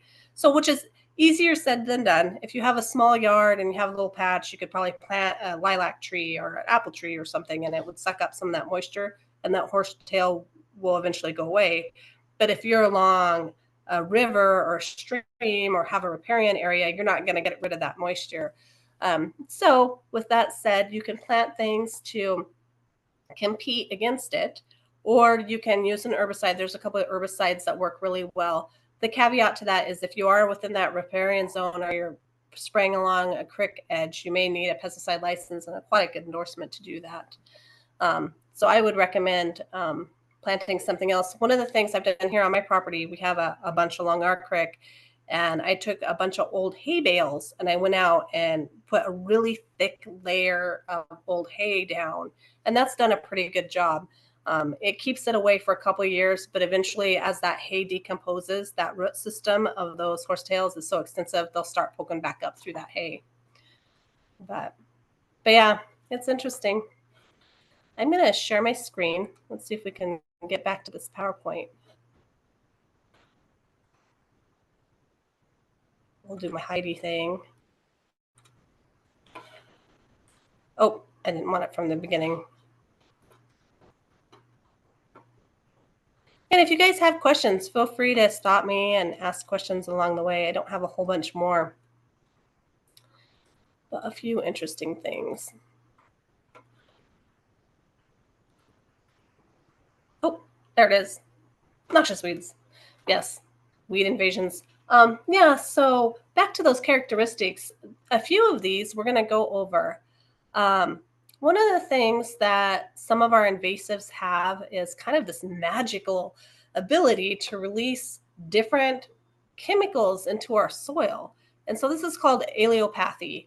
This picture to the right is knapweed, and knapweed's allelopathic, where it does release a chemical into the soil, and it restricts or retards or suppresses the sprouts and root development.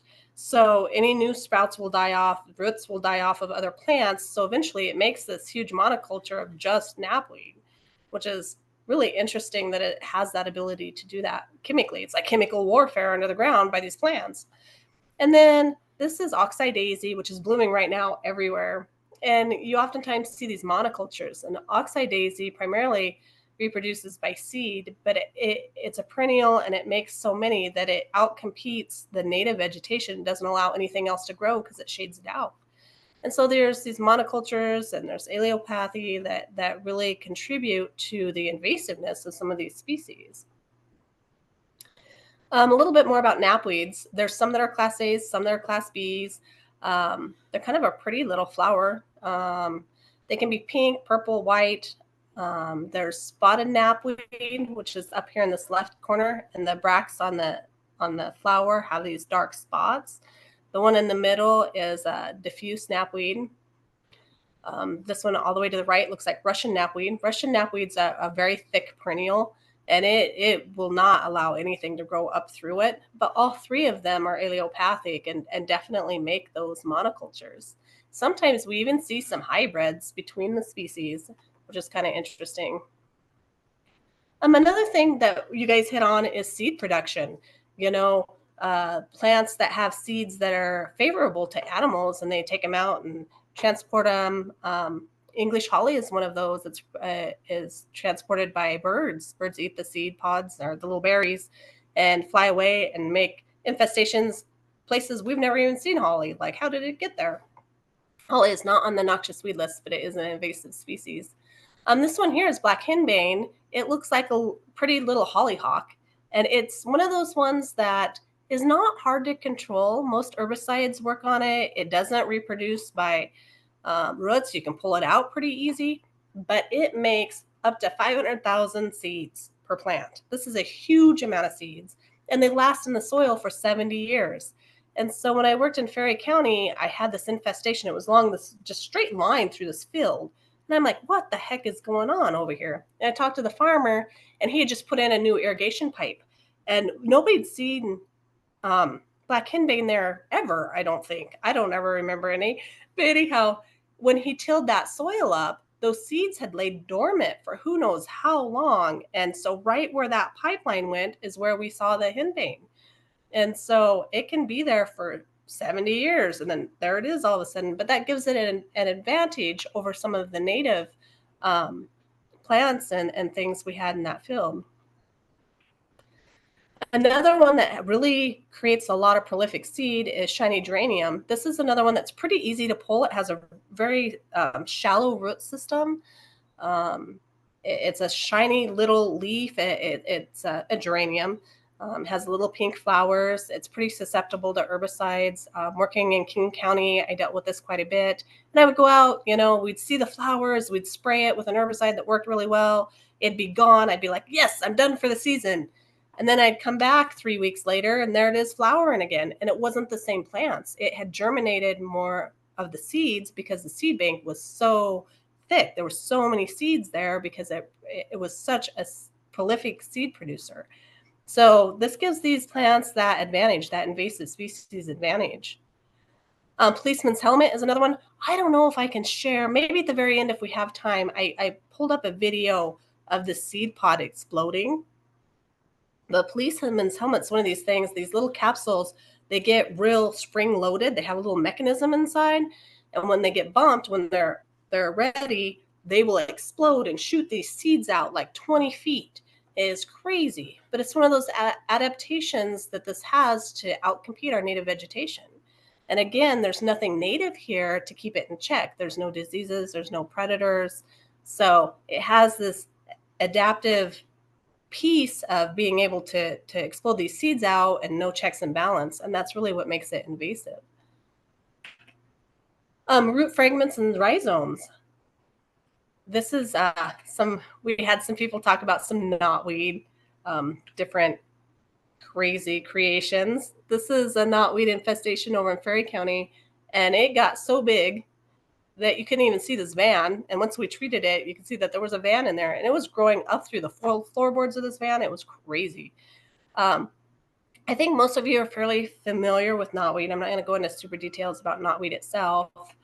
But again, back to the roots, you know, any of these root fragments create a new plant. Any part of the stem will create roots. So it has one of those adaptations that makes it very invasive. It's really hard to kill. because you have to kill that rhizome, and these rhizomes under the ground can be 5 feet in diameter. They can be bigger. They can just be this huge root ball. And even though you might kill off the whole top of the plant with an herbicide or chopping it down or whatever, it'll come right back from those roots. So again, it has an advantage over our native plants and our native ecosystems. Italian arum. This one was kind of newly added to the noxious weed list. It is very hard to control. It is resistant to quite a few herbicides. So one of the ways we recommend controlling it is to go ahead and dig it out. However, it makes these little nutlets. And so as you're digging it out, you lose all these little, a few of these little nutlets in the soil. It's really hard to make sure you get all those little nutlets. And so again, it's why it's on the noxious weed list or an invasive species, is because it has different factors. It's hard to control by ordinary means, like herbicide or digging. It's just one of those things where it has no predators. It's just a very hard one. The good news with this is it doesn't spread super quick. So the infestations will be thick and they'll be small. So if we can get on top of them with that early detection rapid response, you can get them before they do get widespread. And on that note, that's something to think about. Oftentimes we think about invasions being quick, like the shiny geranium, within one season, they can put out so many seeds and next year it's grown, halfway down the trail or something. You see that spread. And that's what a lot of people look for. But then you think about something like English holly, where it is a tree or shrub and you see one, and then maybe you don't see another one for 2 or 3 years, and then you see another one for 2 or 3 years after that. It's this very slow invasion, but they're hard to control, and they do displace our native vegetation in the forests. So not all invasions happen within 2 or 3 seasons. Sometimes it's a multi-year invasion. And so that's something to think about when you're out in your natural areas and something looks out of place. Maybe it is, and maybe it's one of those things that's maybe a little bit slower of an invasion of an invasive species. Something else I wanted to hit on was symbiotic relationships. And this is one of those things you guys brought up with diseases and seed dispersal. We have some of these plants have symbiotic relationships with birds and insects to disperse their seeds. Some things carry diseases like some of your animals and insects. There's some really interesting symbiotic relationships. So this is alfalfa daughter, and it is on the noxious weed list. And so these little tendrils will grow on the alfalfa, and they actually grow into the alfalfa, and it starts sucking the nutrients from the alfalfa itself. So these never really put down a root. They don't really get their nutrients from the soil, and they don't photosynthesize as much as a normal plant would. They're plant, but they actually get their nutrients from the plant that they're a parasitic plant, and the plant from their host plant. They get their nutrients from their host plant because they're a parasitic plant, which I love alfalfa daughter. I mean, I don't love it in the sense like we need to take care of it, but I think it's a very amazing. And there was some of this over in Eastern Washington. It's all been eradicated, and to my knowledge, we don't have any in Washington right now, but I got to see it, and it was one of those things right out of a horror book, you're like, oh my gosh. So very cool. One of the big ones coming down the pike that we all need to be aware of as far as kind of that symbiotic relationship is tree of heaven and spotted lanternfly. So tree of heaven is on the noxious weed list. It's a class C. It's not currently required control throughout the Washington state. However, it's pretty prolific. There's a lot in central and eastern Washington. It has a really pungent, like burned rubber smell to it. I don't know if I have a picture of I don't. So the leaves, on the backside of the leaves, they have compound leaves. And on the backside of them, they have these little nodes. They're these little glands that release that weird burned rubber smell. But the problem with tree of heaven, it's invasive on its own and outcompetes some of the native vegetation in riparian areas along rivers. It's along the Yakima River. But also it is the host plant for spotted lanternfly. So hardest wanted lanternflies life cycle, they use the tree of heaven.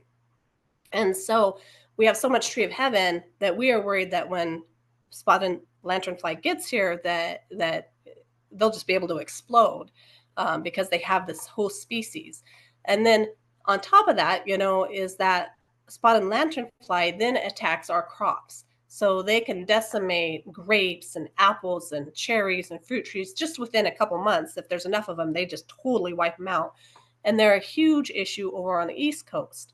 So this is one of those ones that we really want an early detection, rapid response. And so this little chart up here kind of shows if we can prevent something, that's way better than letting it take hold. And this is kind of time versus amount of area infested. And then also when you look at that amount of area, that's amount of effort. So if we can prevent something, it's less time, less area affected, less effort.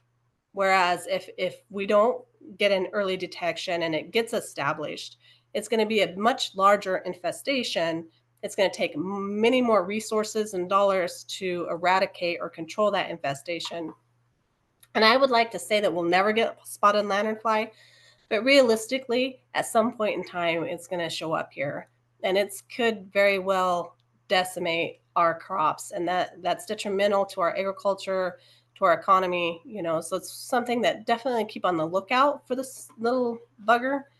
If you see him, report him. Also, the Washington Invasive Species Council is asking for people to report tree of heaven infestations, because if we can at least know where those are, if we get spotted lanternfly, we can start checking those infestations for spotted lanternfly larvae or these egg sacs. This one picture is an egg sac on a tree, things like that. So, but that's that symbiotic relationship. So you have one invasive that actually benefits another invasive, and both are detrimental to our areas. So interesting. And then these I just kind of threw in. These aren't necessarily anything in particular. A couple things that are not plants. So feral swine is one of them. And we do not have any feral swine infestations in Washington State that we know of. Occasionally we get some wild hogs that we go out and I don't know if they catch them or what they do with them, but take care of them one way or another. But feral swine are domestic pigs that have escaped, and it only takes like 2 generations for them to revert back to the feral type. So you might have the friendly little white and black piggy running around in the wild, and by its babies, they look like this. So for them to revert back is super quick. Excuse me. They're extremely destructive, and here is one that can transmit those diseases. That was one of the things you guys identified was diseases. There are a lot of invasives that one of the main issues is the diseases that they can transport. So these guys can transport diseases to other domestic pigs, other livestock, things like that. So definitely want to keep on the lookout. If you see any loose pigs run around, let us know. Vineyard snails. So I know that a lot of you are probably aware of like the quagga snails and some of the other things, quagga mussels. So I was trying to pick a few things that maybe aren't as advertised. And this one I thought was kind of interesting. These are the little vineyard snails. They're less than 1 inch. They have these tan or dark brown swirls on their shells. And one of the things they do is back to those diseases, they can carry diseases that affect livestock, but also that affect humans, which is kind of interesting. I don't know exactly what those diseases are, but I know that they're ones that humans can get from them. They get on the vineyards, they can clog the harvesting machines, they can contaminate crops, they can be pretty detrimental. So if you see any of these little guys, let us know too. All right, I think that's pretty much all that I had. Here's my information. You can always email me. It's mfee@agr.wa.gov. And then the WISC website, if you just Google Washington Invasive Species Council, it's usually the top thing that pops up. But they have a lot of good information about a lot of the different invasive species, what their traits are, how to control them, and how to report them. There's some EdMaps and some other mapping software that you can use to report or to see what's out there, which is very cool. So, do you guys have any questions? Yep, Mary, have one question here. Is AI being specifically trained to recognize invasive species? Oh, that is a good one. Is AI being trained to recognize invasive species? So, yes, I can say, sort of. So there are technologies out there that are coming down the pike, and some farmers are using them, especially when they're out. So they have machines like tractors that can run a grid across like farmland using satellites, which is just amazing. And it's all automated, and they just go back and forth across these fields. So on these, they can use them for fertilizing, for herbicide, for collecting whatever crops they're harvesting, all kinds of different things. When you get to the herbicide piece of it, they actually can fit them with cameras, and these cameras can view the ground, and as they're driving, they can identify what plants there are on the ground. And so when they identify those plants, they have a data set for, say, a certain number of different noxious weeds or noxious weed species. And as they identify those, they self-train themselves. As they add pictures of those species, they have a bigger range of what they will look for. And then when they see those species, they'll squirt them with the herbicide, which is very cool. They are adapting that same technology to drones. So now they have drones that are a little bit different because they are still manned. The drones aren't totally on their own via satellite. They still have an operator that operates them, but they have that technology where they can use the cameras to spot the different plants and identify them, and only spray the plants that are the ones in their system to spray. So the noxious weeds or the invasive species or things like that. So the technology is coming. I don't know if that's good or bad, but it's coming. So Well, it's very Mary, interesting. thank you so much for your time. Very enlightening, very educational. There's so much more to it than what you had presented today. And I certainly owe you. Thank you for your time. And yeah, life is good, all is well. And so I really appreciate everything that you helped us out with today. Thank you. Absolutely. And like I said, if you guys have any questions, feel free to reach out to us. Oh, on the other note, I did not get you guys some handouts. I can still send those to you. But if you go to our website, the Washington State Noxious Weed Control Board, we have a tab that says publications. And if you guys ever want any publications on there, they're all free, and we can send those out to you. Even if individuals just want one, we can send one. If you do other things where you want boxes of them, we can send them out. So feel free to check out our website for those publications. Pretty cool. Thank you for the heads up, and very impressive. Thank you again. I really appreciate it. Absolutely. Thank you.